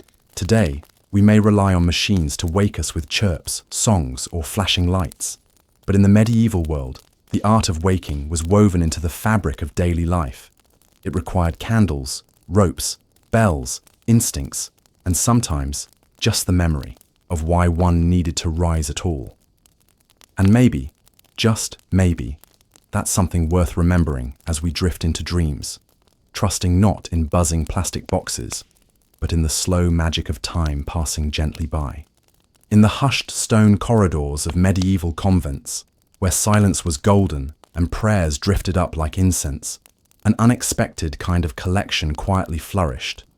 One made not of books or gold or relics of officially sanctioned saints, but of curious items that by all accounts had no business being treasured. Bits of twigs wrapped in linen, human teeth sealed in beeswax, smooth pebbles with holes through them, locks of hair plaited with thread. These were not objects meant for public veneration, nor were they stored in ornate reliquaries to dazzle the devout. Instead, they lived in drawers, in stitched pouches, in the folds of wooden chests tucked beneath straw mattresses. The medieval nun, it turns out, had a curious side, a quiet, deeply private love for the strange and the symbolic, which often found its expression through the odd act of collection. While monks might labor over manuscripts or tend medicinal gardens, nuns often led enclosed lives focused inward, spiritually, emotionally, and materially. And in that enclosure, their attention turned to the small, the tactile, and the mysteriously meaningful. These were women with limited possessions and even fewer outlets for worldly expression. So they turned their inner thoughts into outer tokens, gathering things that, to them, carried echoes of memory, dreams, or prayer. One nun in 14th century Germany reportedly kept a crow feather that had landed on her windowsill during a storm. She believed it was a message from a long-dead sister, though she never told anyone directly. Another in Burgundy was said to have an acorn wrapped in red thread, which she claimed reminded her of God's seed planted in dark soil. Such tokens were not magic exactly, nor were they relics in the official church sense. They were personal sacramentals, objects that held spiritual resonance, sometimes tied to a vow or a vision, or simply collected over time as a private sort of diary. And because convents were often worlds unto themselves, with little outside interference, such practices could flourish gently, almost invisibly. Consider the practice of collecting baby teeth, not of their own, of course, since most girls entered convents as teenagers, but sometimes of younger siblings or village, children they'd known before enclosure. In some convents, teeth were considered powerful symbols of growth and innocence, sometimes even linked to resurrection. One 13th century English nun wrote in her private devotional that she kept 2 white seeds from my sister's smile in a pouch, and that she touched them when she prayed for her family. These teeth, often polished smooth by years of handling, became quiet talismans of memory, too mundane for liturgical display, yet too sacred to discard. Twigs and branches, meanwhile, were collected for reasons equally poetic and deeply symbolic. The birch, for example, represented chastity and rebirth. A nun might keep a split birch twig from the first Easter vigil she attended, or a sprig of olive sent by a visiting priest. Some twigs were even carved, modestly, carefully, into small crosses, or wrapped in cloth and scented with herbs, forming a kind of primitive keepsake rosary. In the cooler convents of Flanders and the Rhineland, it wasn't uncommon to find nuns using naturally perforated stones, sometimes called hagstones, as anchors for contemplation.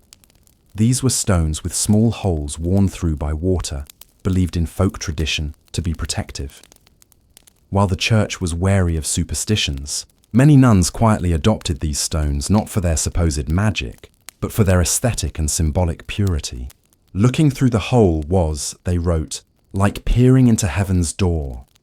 Not all collections were so abstract. Some were entirely practical, like pieces of thread, wax, feathers, and pins. These were often used in the embroidery and bookbinding tasks assigned within the convent, but occasionally they were assembled into little maker's bundles, tiny kits of objects tied together with ribbon. In some cases, these kits were buried with nuns when they passed away, a modest tribute to the work of their hands. One 12th century Italian convent even recorded a practice of gifting a collection of threads and scraps to novices upon their final vows, a kind of symbolic tool set for the spiritual seamstress she would become. But there were stranger collections still. In some Spanish convents, especially during the late medieval period, nuns created what might best be described as devotional scrapbooks. Using bits of parchment, wax seals, hair, dried petals, and fragments of letters, they would assemble collage-like documents that told the story of their spiritual journey. These were not public documents, nor were they formal hagiographies. Rather, they were deeply personal artifacts meant to be kept under one's mattress or in the folds of a psalter. Occasionally, they were found after death and burned by the more orthodox sisters, proof perhaps that the boundary between devotion and creativity was not always clearly drawn. Even scent played a part in some of these curious hoards. Certain convents kept what were called prayer apples, small wooden or waxen spheres embedded with cloves, lavender, or rose petals. These were held during meditation or placed near one's pillow to encourage holy dreams. Over time, a nun might refill the apple, add new herbs, or carve a small mark on its surface. In at least one case, a nun reportedly wept over a dried orange peel she had kept for years, claiming it reminded her of a winter feast shared long ago with her sister, now past. Sometimes, these collections hinted at deep personal stories of grief, longing, even rebellion. A nun in 15th century France was found to have hidden a set of tiny ink drawings under her bed, all depicting scenes from secular romances, knights, maidens, woodland paths. While she was not punished, perhaps the abbess was lenient, her drawings were quietly confiscated. But they suggest that even within cloistered walls, the imagination wandered. Not every collection was secretive, some were shared among sisters, like herbal leaves collected from the convent garden, or bits of bone or bark from places associated with local saints. In Irish convents, where Christian and pre-Christian traditions often mingled, nuns were known to collect small rounded stones known as blessing stones, sometimes passed hand to hand during communal prayer. These shared tokens became part of the collective memory of the community, with stories whispered about where each stone came from and who had prayed with it last. All of this might seem quaint or even childish to the modern eye, but in truth, these collections speak to something deeply human, the desire to hold meaning in the palm of one's hand. For the medieval nun, whose days were governed by bells, fasting, silence, and repetition, these small objects offered a thread of continuity, a token from childhood, a symbol of God's mercy, a reminder of a friend's laughter. In a world of harsh penance and high walls, such things were not trivial. They were, in a sense, the very substance of hope. And perhaps that is why, even now, in dusty museum archives and hidden corners of old convents, we still occasionally find these odd bundles, carefully wrapped, gently worn, and utterly mysterious. A bundle of sage tied with blue thread, a tooth nestled in wool, a pebble rubbed smooth by countless prayers. They whisper to us across the centuries, not of doctrine or dogma, but of quiet hands reaching out to make sense of the world. As you drift now towards sleep, think of those long-gone sisters and their peculiar treasures, kept not for display but for the comfort they offered. A comfort not unlike the stillness that settles around you now. Not grand, not loud, but oddly, quietly, perfect. In the drowsy heart of Victorian England, where chimney smoke curled lazily above slate rooftops and afternoon teas stretched gently toward evening, a quiet, peculiar obsession took root among the middle and upper classes, particularly among women with ample leisure and a love for things both dainty and slightly obscure. It wasn't embroidery or poetry or pressing flowers exactly, though all three might share its spirit. No, this was a far more botanical sort of pastime, an entirely earnest, methodical, and oddly thrilling affair with leafy green fronds. The craze was called pteridomania, or more charmingly, fern fever. And yes, it was absolutely a real thing. Across the drawing rooms of Victorian Britain, ladies and gentlemen alike began to collect ferns, not just in vases or gardens, but in shadow boxes, notebooks, albums, glass cases, and even hair jewellery. They clipped them, pressed them, classified them, and arranged them with tweezers into elaborate botanical tableaux. Some had special cabinets built, some braved damp ravines and slippery hillsides for a single rare specimen, and many simply bought ferns from wandering sellers in city streets, eager to add one more species to their growing leafy empire. Now you might be wondering, why ferns? Why not roses or daisies, or something with a bit more personality? The answer lies partly in the Victorian mind itself, which adored anything that hinted at the mysterious, the ancient, the scientifically rich, and the faintly poetic. Ferns, you see, were both very old, prehistoric in fact, and very hard. to classify. They had no flowers, no seeds. They reproduced in a way that was deeply baffling to most casual observers. Some suspected spores. Others thought perhaps the plants simply summoned themselves into existence from the mist. For a society fascinated with Darwin's ideas and increasingly curious about natural history, ferns were the perfect combination of accessible and enigmatic. But ferns were also deeply beautiful. Their delicate fronds curled in intricate, fractal patterns. Their leaves unfolded in a quiet ballet of green geometry. And in a world where women's lives were often confined to drawing rooms, gardens, and gently supervised social visits, fern collecting offered something quietly rebellious, a scientific pursuit tucked inside the lace.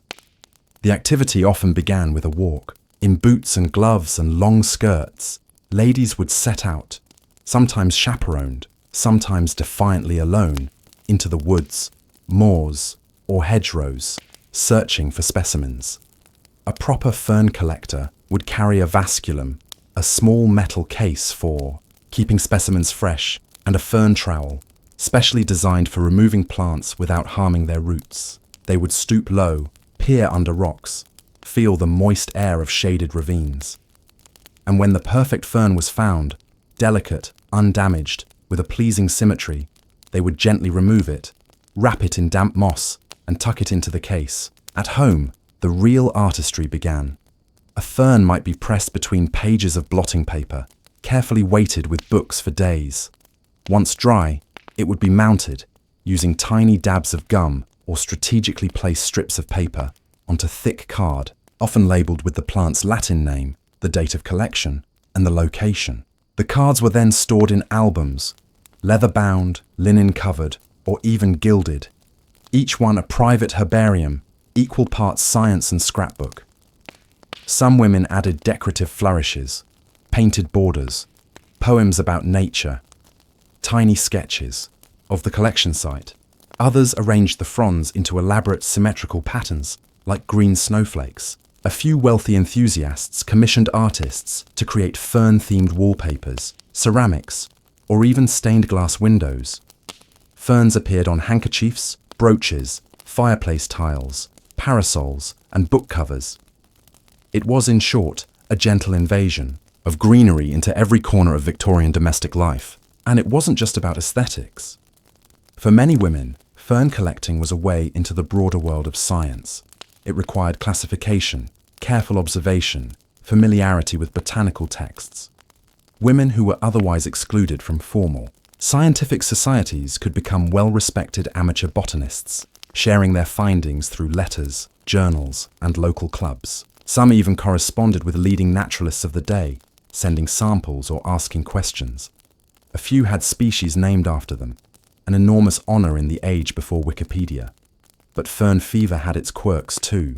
Some collectors grew highly competitive, hoarding rare specimens or refusing to share their locations. A few unscrupulous types made small fortunes selling counterfeit rarities. Ferns dyed, trimmed, or glued to resemble elusive species. Stories circulated of fern smugglers sneaking onto private estates to raid their shady ravines.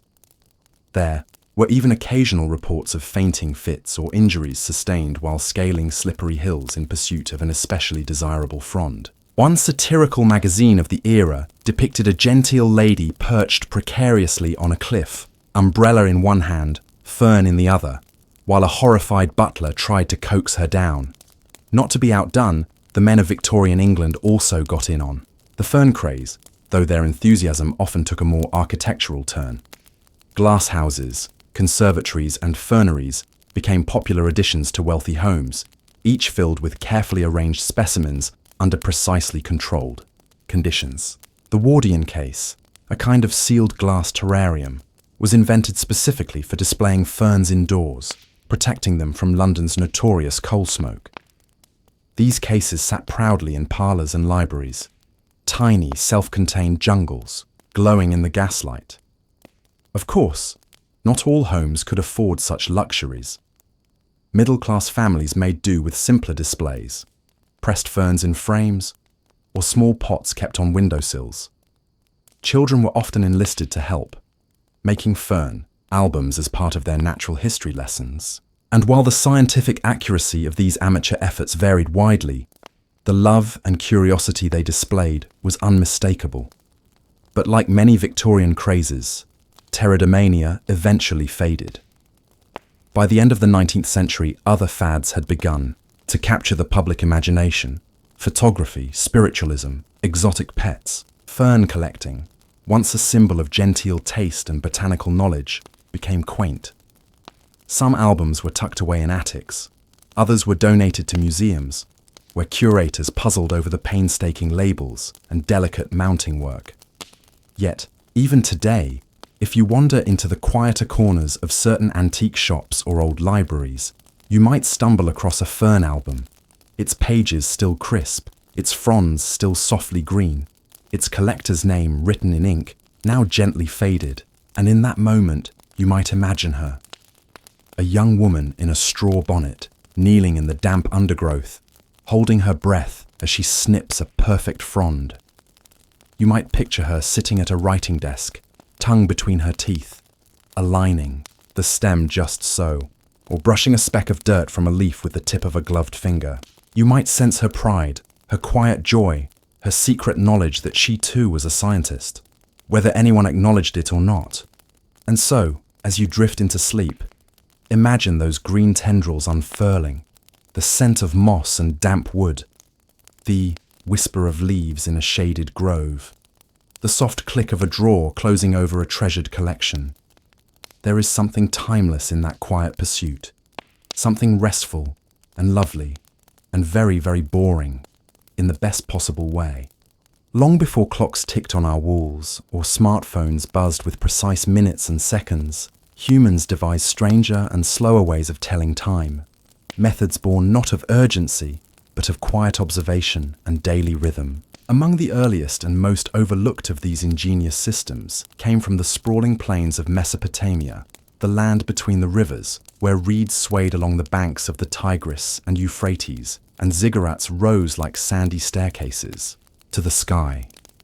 Here, in the dusty cities of Sumer and Akkad, time itself moved more gently, marked not by machines, but by dripping water, creeping shadows, and, in one particularly peculiar legend, by a very special pair of sandals. While modern historians often focus on the famed cuneiform tablets, legal codes, or grain inventories, a less celebrated corner of Mesopotamian lore tells of a curious experiment by a temple steward tasked with solving a problem so mundane, it nearly escaped historical notice. How could you measure time without a sundial in a place where clouds were common and shadows unreliable? The story, preserved in a partially damaged clay text from Nippur, recounts how a minor official in the service of a temple, possibly dedicated to Enki or Nabu, was charged with coordinating offerings, incense burnings, and water pourings throughout the day. This task required a dependable sense of passing hours, but traditional methods proved inconsistent. Water clocks, or clepsydras, were used inside temples, but required careful maintenance. Candle clocks, while later more common in Asia, hadn't yet made their way west. So, legend has it, the steward devised something entirely unorthodox: a timekeeping sandal. According to the text, which archaeologists have lovingly translated with a mixture of scholarly caution and gentle amusement, the steward commissioned a leather worker to create sandals with small measured perforations along the soles, each hole linked to a tiny hollow compartment filled with sand. The idea was simple and somewhat brilliant.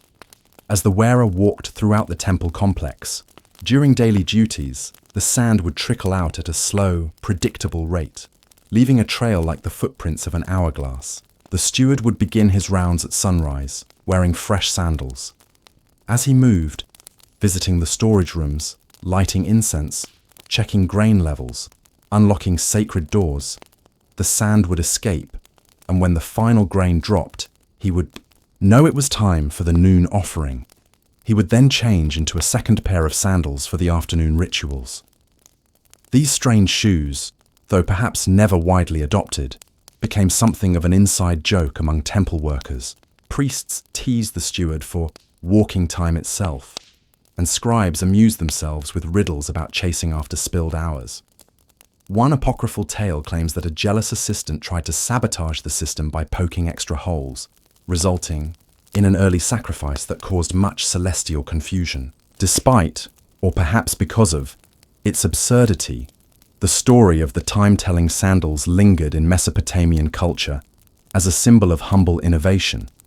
And while we have no archaeological sandal clocks to admire today, it's not unthinkable that such contraptions may have existed in some form, only to crumble away under the weight of millennia.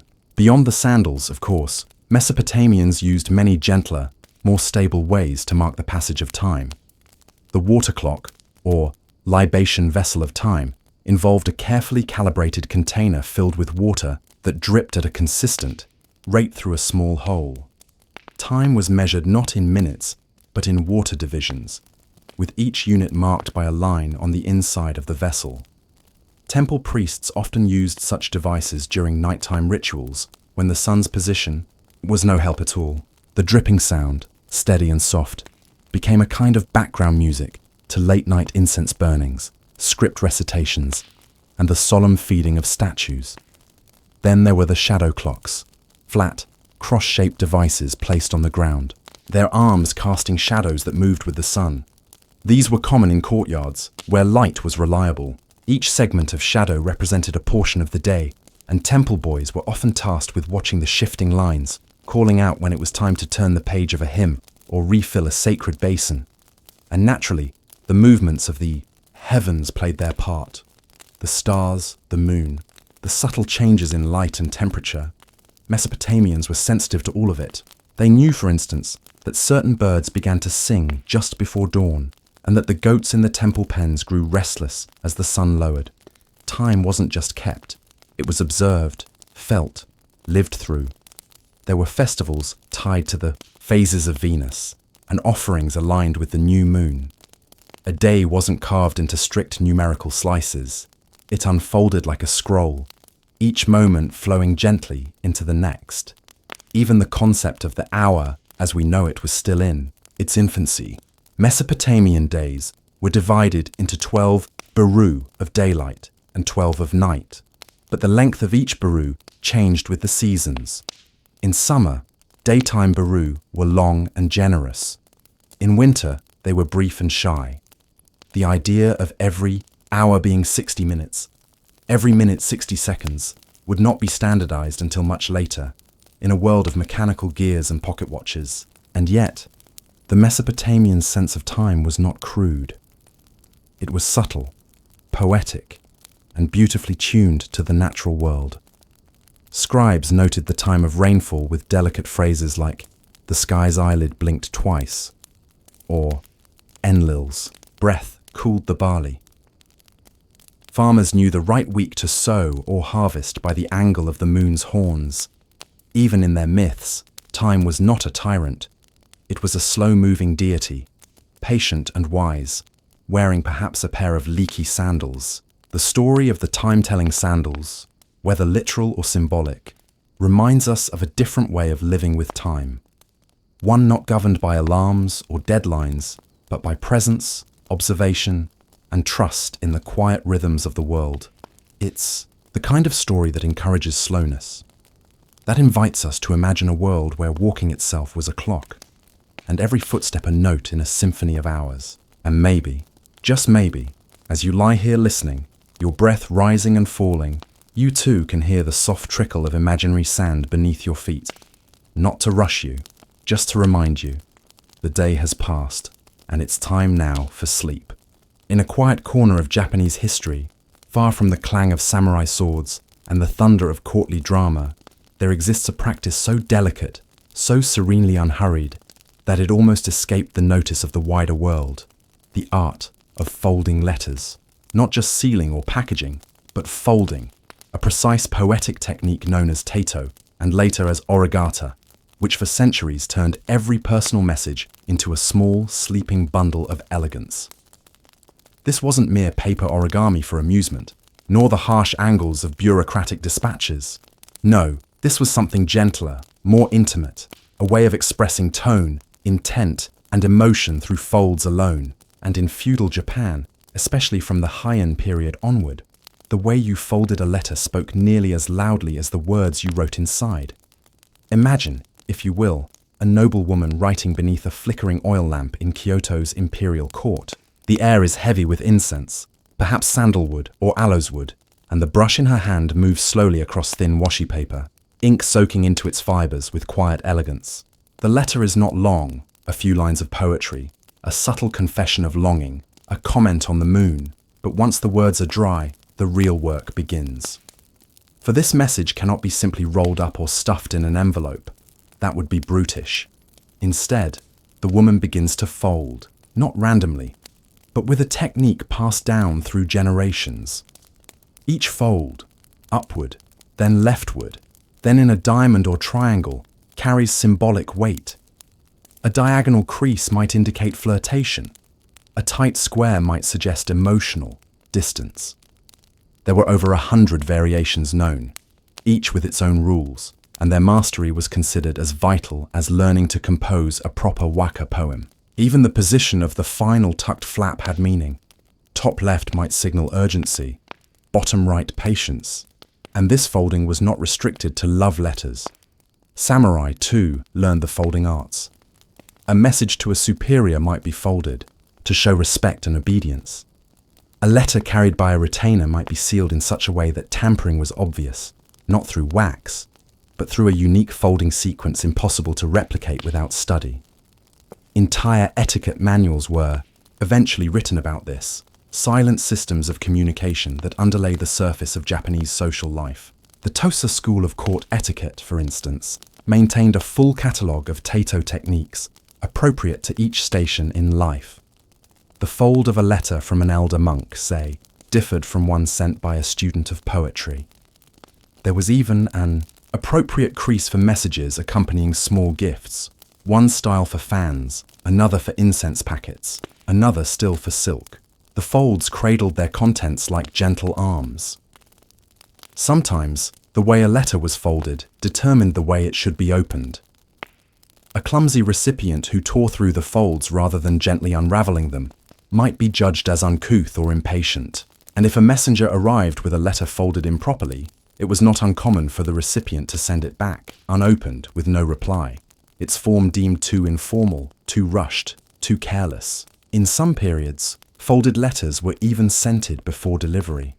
Little pouches of aromatic woods or powdered spices were tucked into the innermost layers, so that when the reader opened the paper, a breath of clove or plum blossom would waft out like a memory. Scent, fold, texture, all conspired to make the reading of a letter a ritual in itself. The Heian nobility treated their correspondence not as utilitarian exchanges, but as small, mobile shrines of thought and mood. This is not to say that all letters were folded with such flourish. There were quick folds for messengers in haste, functional creases for battlefield orders. But the idea that even mundane messages deserved care and intentionality shaped centuries of Japanese communication. And while the spoken word might be forgotten, a letter's fold could endure as physical evidence of sentiment. The practice carried forward into later periods, the Kamakura, Muromachi, and even Edo eras, evolving into more codified systems like origata, which emphasized ritual gift wrapping, especially among the samurai class and tea ceremony practitioners. By the 17th century, entire schools of etiquette taught proper folding techniques, not only for letters, but for offerings, money, and ceremonial objects. A rice cake folded wrong might shame a host.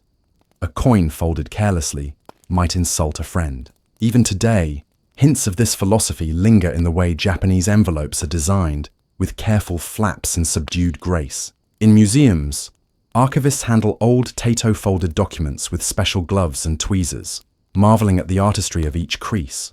Some folds are so intricate that even experts cannot always determine their original pattern, and researchers sometimes spend months trying to reconstruct the exact folding geometry of a single historical letter. There's something profoundly sleep-inducing, not in the dull sense, but in the deeply relaxing, meditative sense, about imagining this world of deliberate folds. A culture where every communication, Even a brief note slowed down into a ritual, where paper wasn't merely used, but honored, and where emotions were wrapped, quite literally, in layers of symbolism and softness. Even letters sent in anger had to be folded politely. Even rejections came cushioned in grace. And so, the next time you scrawl a rushed message or fire off a quick text, you might picture a long-ago letter resting on tatami mats, folded like a chrysanthemum, smelling faintly of yuzu and ink. A messenger crouches in the hallway, bowing to no one in particular. The recipient approaches slowly, reverently, as though unwrapping a secret. And far from the noise of urgency, a simple message unfolds, creased with care, opening like a sigh at dusk. In the hushed corridors of medieval monasteries, where sunlight filtered through stained glass, and the only sound was often the faint rustling of robes against stone, silence was more than just golden. It was sacred, counted, and sometimes even weighed. Among the Benedictines, Cistercians, and other monastic orders that flourished throughout Europe in the Middle Ages, silence wasn't simply a lack of speech. It was a practice, a discipline, and, most curiously, a thing that could be measured, one pebble at a time. Picture a stone cloister, its walkways cool even on a summer morning. Somewhere deep in the abbey, a young monk walks slowly along the covered arcade. In his hand, hidden beneath the folds of his habit, is a small cloth pouch. It contains 12 smooth pebbles. Each one represents a spoken word. For every utterance he makes, be it necessary or not, one pebble is quietly dropped from his pouch into a second one on the other side. When the first pouch is empty, he knows he must not speak again until dusk. This, at least, is how some early chroniclers describe a peculiar practice in certain monastic communities, not universally adopted, but whispered about in scriptoria and hinted at in marginalia. The rule of the speaking stones. While not officially codified in most monastic rules, stories about pebble-counting monks appear in several 12th and 13th century manuscripts, particularly in Ireland, northern Italy, and parts of the Rhineland. It's unclear whether the pebbles were ever a widespread tool or more of a symbolic aid to remind novices of their vocal restraint.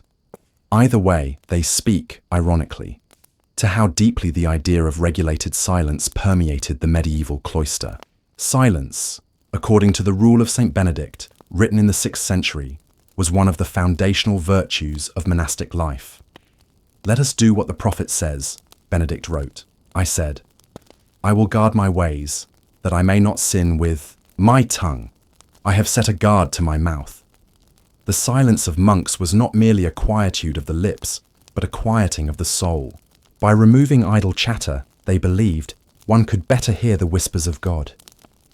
But humans are naturally prone to speech, and so systems emerged to help them resist temptation. One of the most practical solutions was the development of a complex system of monastic sign language. Far from the robust linguistic systems used by deaf communities today, medieval monastic sign languages were limited but functional. A monk could request bread, ask for ink, or even reprimand a brother for laziness, all without saying a word. Entire vocabularies were developed for the refectory, dining hall, the scriptorium, and the herb garden. In some monasteries there were hundreds of signs, allowing for daily work to proceed efficiently without breaking the sacred hush. But for those who struggled with restraint, especially novices new to the cloister, a more tactile reminder was sometimes needed. Hence, the story of the 12 pebbles. Like beads on a rosary, each stone symbolized a unit of restraint. Some manuscripts even suggest different colored stones. Black for unnecessary speech, white for permitted speech, red for speech during spiritual instruction. A monk might be told to begin each day with a fresh pouch of pebbles and reflect during evening prayer on how many remained. One old tale, preserved in a Cistercian commentary, tells of a young brother who exhausted his pebble supply before midday and was forced to communicate only by sign for the rest of the day. That night, he added a 13th pebble as penance, vowing to do better tomorrow. Over time, he learned not just silence, but stillness, the kind that invites contemplation like a still pond, mirrors the sky. silence was not enforced equally in all places. Some monasteries had specific times of silence, during meals, before sunrise, or after the final compline prayer at night. Others maintained a near-total silence, punctuated only by sacred chanting. In Carthusian monasteries, considered among the most austere, monks lived largely in solitude, and even communal meals were eaten in silence, each monk in his own cell. Food passed through a small hatch in the door like offerings to a hermit. In these worlds, even a cough could sound like thunder. But silence did not mean isolation. Paradoxically, it was in these wordless spaces that many monks felt the deepest connection to one another. Through shared labor, shared glances, and the occasional gentle touch on the arm to guide or reassure, bonds formed that did not require speech. The world of the monastery was one of profound attention to nature, to the seasons, to the turning of pages and the slow warming of bread. And pebbles, those most ordinary of objects, became tiny altars of discipline and awareness. They were not punishments, but prompts, a way of training the mind to observe before reacting, to listen before speaking, to hold each word as sacred. Some scholars suggest that the pebble method may have been adapted from even older traditions, possibly linked to desert monastics of the 4th century, who counted their prayers or days of fasting using small stones. There is even a tenuous connection to the ancient Greek practice of sephoi, or counting stones, which were used for everything from voting to calculations. But whereas the Greeks used their stones for civic action, the monks used them to disappear, to fade from the noise of the world into the whisper of the divine. In later centuries, as monastic life evolved and the strict silence rules relaxed in many orders, the pebble story faded into obscurity. It became a footnote, a quaint relic of overzealous discipline. But modern historians, especially those interested in sensory history, have begun to re-examine such tales, not for their literal accuracy necessarily, but for what they reveal about how medieval people experienced time, body, and spirit. Imagine, if you will, being handed 12 pebbles each morning. You carry them not as a burden, but as a mindfulness exercise. With each word spoken, one leaves your hand. By midday, you find yourself weighing whether the next sentence is worth the cost.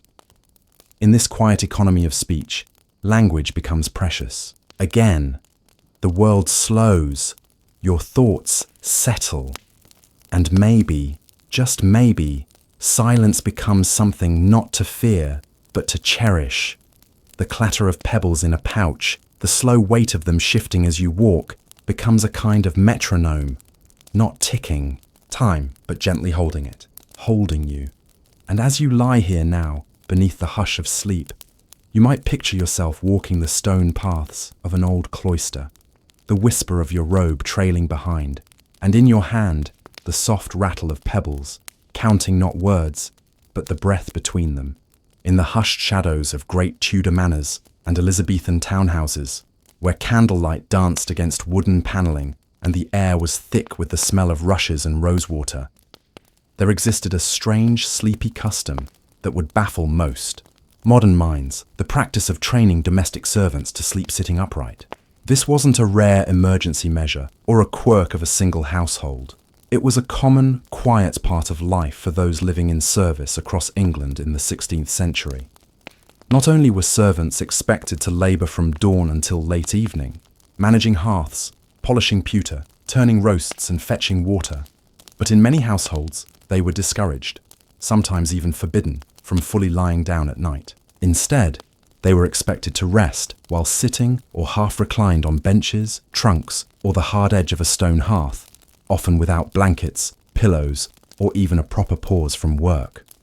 The logic behind this arrangement wasn't as cruel as it might seem at first glance, though it was certainly austere. It had roots in practicality, in fear, and in a deeply hierarchical understanding of sleep itself.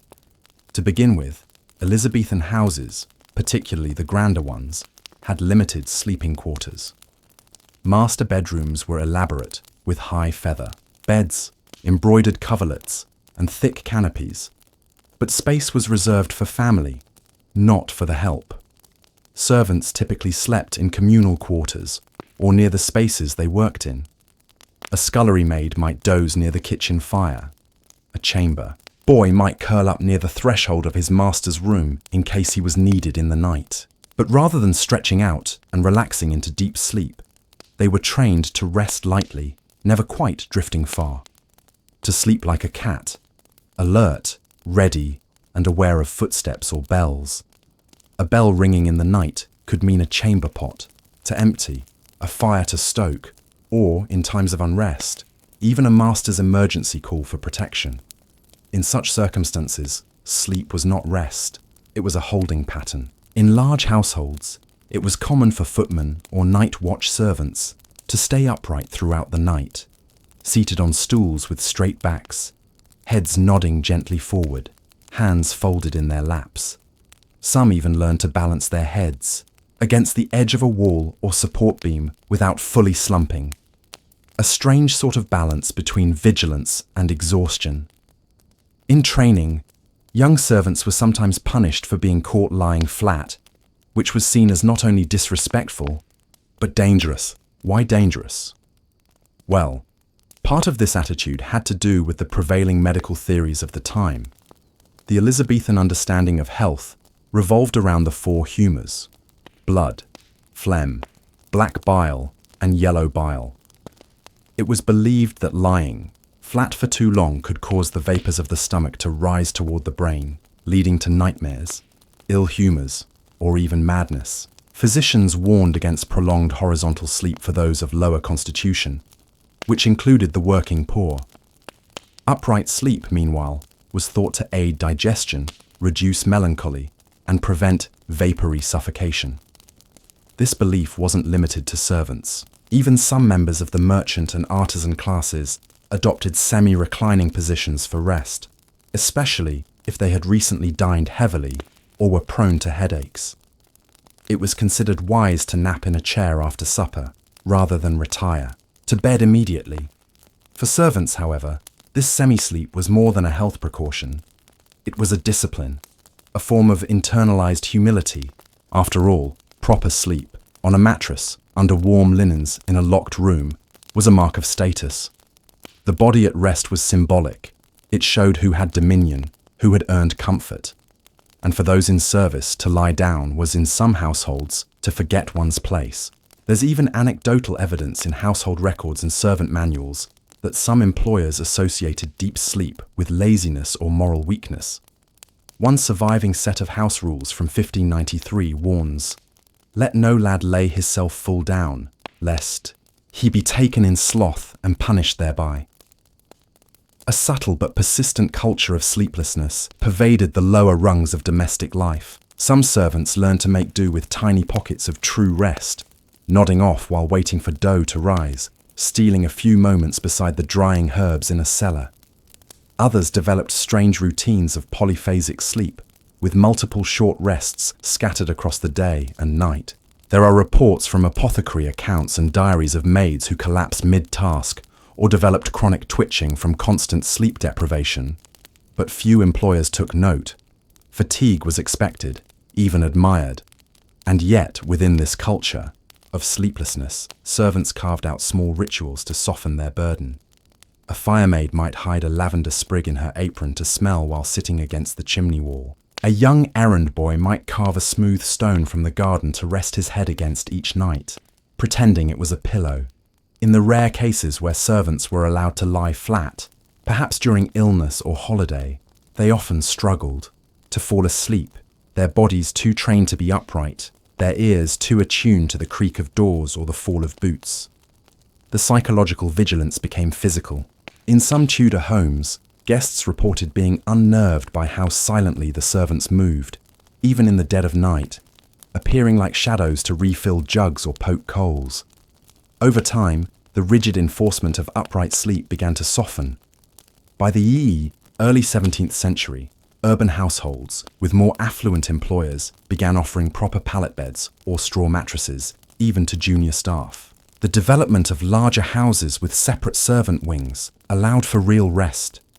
But the culture of hyper-alertness never vanished completely. Even in Victorian servant manuals centuries later, one finds echoes of the same idea. A good servant is always listening, always poised. Today, it might seem strange to imagine sleep as a form of social performance, a gesture of obedience or station. But in the carefully ranked world of Elizabethan England, even unconsciousness was political. And yet, despite it all, there's something gently admirable about those servants sitting upright by cold hearths, wrapped in borrowed cloaks or bundles of rags, heads tucked down like birds at rest. Their sleep, though shallow, was full of dreams. Dreams perhaps of running fields, or warm feather beds, or rooms with no bells to ring. And so tonight, as you drift slowly into your own soft sleep, you might picture one such servant long ago, nodding gently in the twilight, his pouch of lavender tucked in a sleeve, the coals glowing softly behind him. His sleep is light, yes, but his dreams are his own, and for a few stolen hours, no master dares to wake him. In the hushed parlours and ivy-shadowed conservatories of Victorian England, a peculiar pastime quietly gripped the imaginations of countless women. And it wasn't embroidery, watercolours, or even the more daring dabblings in botany. No, this particular obsession was far more delicate, wildly specific, and almost humorously gentle in nature. The collecting, pressing, cataloguing, and cherishing of ferns. Not just any ferns, mind you, but specific varieties found on windswept moors, shaded cliffs, misty glens, and even churchyard walls. This quiet craze, known at the time as pteridomania, or literally fern madness, took root, quite literally, in the 1850s and reached its leafy peak by the 1870s, sweeping through the drawing rooms and diary pages of Victorian ladies, like an aromatic wind from the Scottish Highlands. To the uninitiated, it may seem baffling. What was so special about ferns? Why did people trek miles in petticoats and buttoned boots to gather them?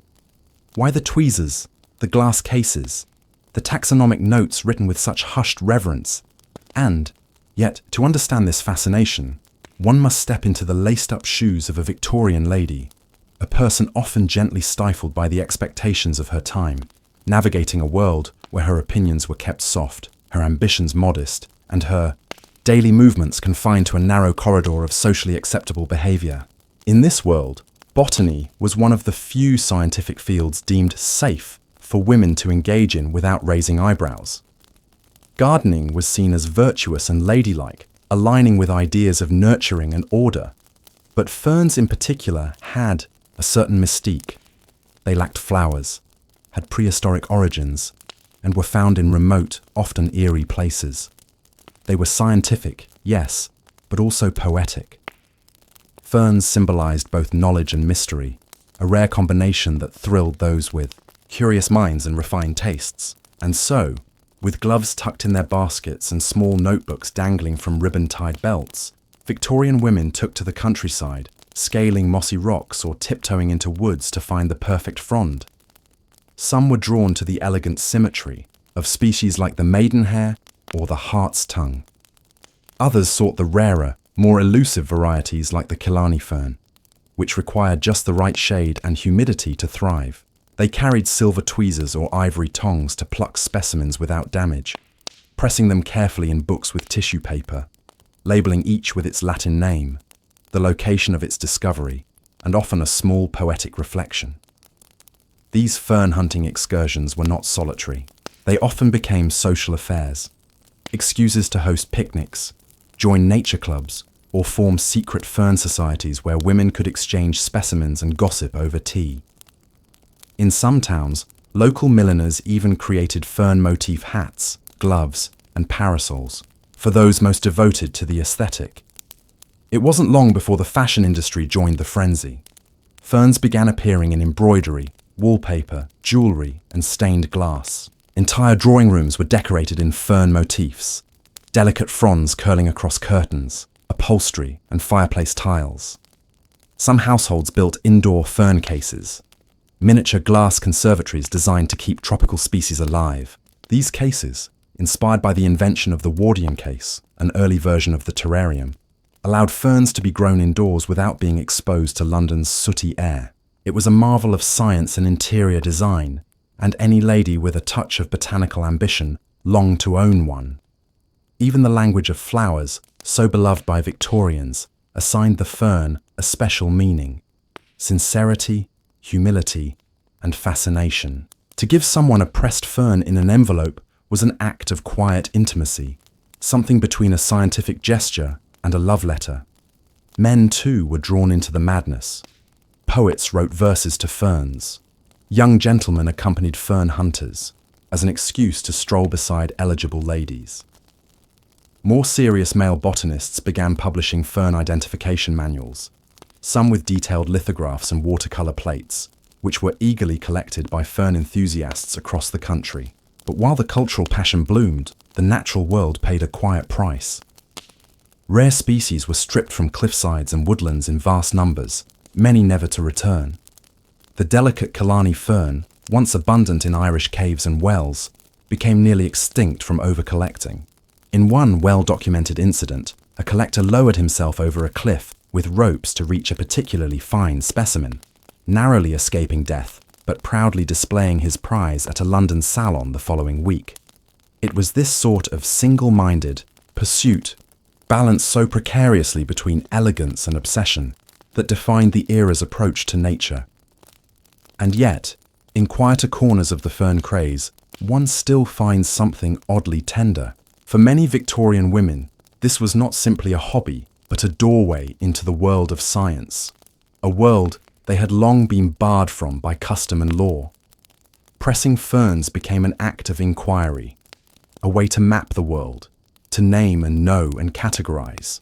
The notebooks these women kept, filled with looping script, botanical drawings, and pressed specimens, are now preserved in archives and museums. They tell stories of quiet rebellion, of joy found in shade, of women carving out intellectual lives beneath the canopy of polite society. Some scholars even argue that pteridomania helped pave the way for later involvement by women in botany, horticulture, and eventually academic science. And let us not forget the serenity of the act itself. To walk slowly through a shaded forest, listening for the creak of trees and the drip of moss, searching for a single curling frond beneath a log. That was, in its own quiet way, a meditation. A fern hunt required patience, attention, and reverence for detail. In a world that prized haste, the fern invited stillness. In a society that valued surface, the fern offered layers. Today, the echoes of Victorian fern fever remain. You'll find pressed ferns framed in antique shops, fern motifs on vintage teacups, and Wardian cases repurposed as terrariums in modern apartments. But the full quiet strangeness of the original movement, the tweezers, the linen gloves, the Latin poetry, scribbled in the margins of field guides, has faded into the folds of time, waiting to be rediscovered. So tonight, as you drift into sleep, picture a narrow woodland path on a cool spring morning. A young woman steps carefully, tweezers in hand, notebook tied at her waist, bonnet shading her eyes. She kneels beside a rock, brushing aside a fallen leaf to reveal a tiny fern, green and perfect. She smiles, lifts it gently, and presses it between the pages of her book. It is not just a leaf, it is a fragment of wonder, a symbol of curiosity, a whisper of her own quiet freedom. Somewhere in the bureaucratic sprawl of ancient Rome, tucked between edicts about grain distribution and military logistics, there lies a curious moment in sartorial history.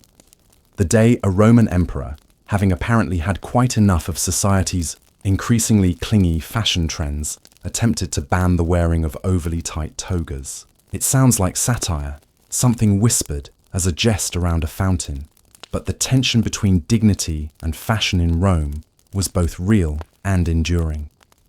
The toga, flowing, voluminous, and deeply impractical, was not just a garment. It was a statement of Roman identity, a visual shorthand for citizenship, morality, and public virtue. And yet, as centuries passed and fashion evolved, this once lofty garment began to shift in form, shape, and meaning, slowly morphing into something sleeker, more revealing, and to some senators' horror, more Greek. Our story begins with the toga in its prime, a vast, semicircular piece of woolen cloth, often reaching over 20 feet in length, wrapped and draped around the body in complex folds that required training or a helpful slave to execute properly. It was heavy, hot, and nearly impossible to wear while doing anything practical, like farming, walking briskly, or breathing comfortably. And yet, the toga was essential for Roman citizens, especially men of status. Only male citizens could wear it. Slaves and foreigners were excluded. Senators and consuls wore special versions with purple stripes. The very idea of the toga carried the weight of Roman dignity, gravitas, and mos maiorum, the revered customs of the ancestors. For centuries, this unwieldy robe held strong, a symbol of Rome's unchanging core. But as the empire expanded, so too did the cultural influences it absorbed. Contact with the East, particularly with Greek cities and Hellenistic styles, began to loosen not just the moral fabric of the Republic, according to the moralists, but also the literal fabric of its fashion. The Greeks preferred lighter, more flexible garments like the chiton and himation, fabrics that draped closer to the body, allowing for ease of movement and, perhaps scandalously, revealing more of the human form beneath.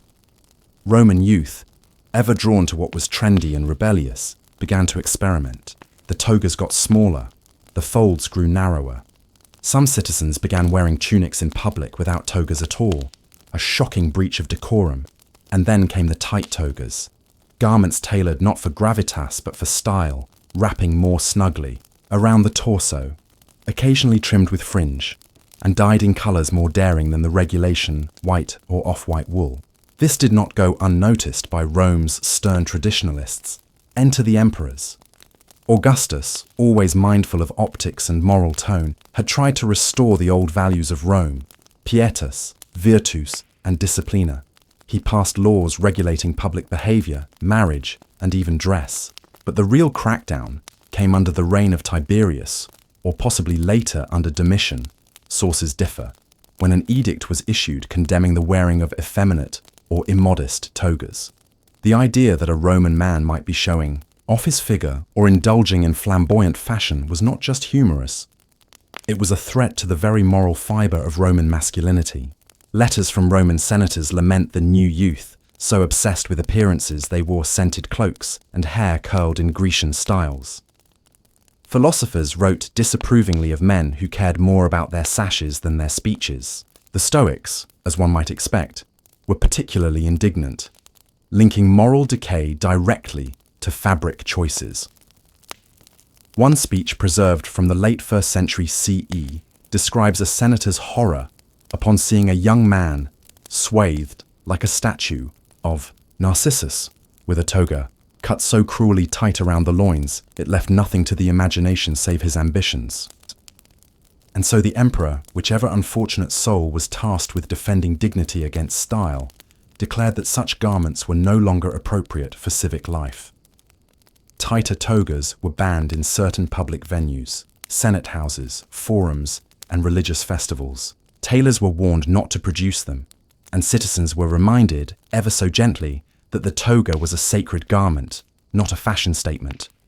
How effective was this ban? The evidence is, unsurprisingly, inconclusive. Roman citizens were not known for meekly obeying fashion decrees, especially when youth and vanity were involved. Satirists like Juvenal and Martial continued to mock men who dressed too stylishly, suggesting that the problem did not disappear. Indeed, the very persistence of the jokes implies that tight togas and their wearers stuck around, slipping through the folds of law and lounging at dinner parties nonetheless. It's worth remembering, too, that the toga was already declining in real-world usage. By the late Empire, most citizens preferred tunics for daily wear, reserving the toga for court appearances or ceremonial occasions. Even emperors often posed in military dress or Eastern-style robes. The once mighty toga, symbol of Roman rectitude, had become both a relic and a costume. And yet, the effort to control it, its size, its fit, its symbolism, remains a deeply Roman impulse. Rome, for all its vastness, was a society obsessed with appearances, categories, and hierarchies. Dress was never just about comfort or style. It was about where you stood in the pecking order of civilization.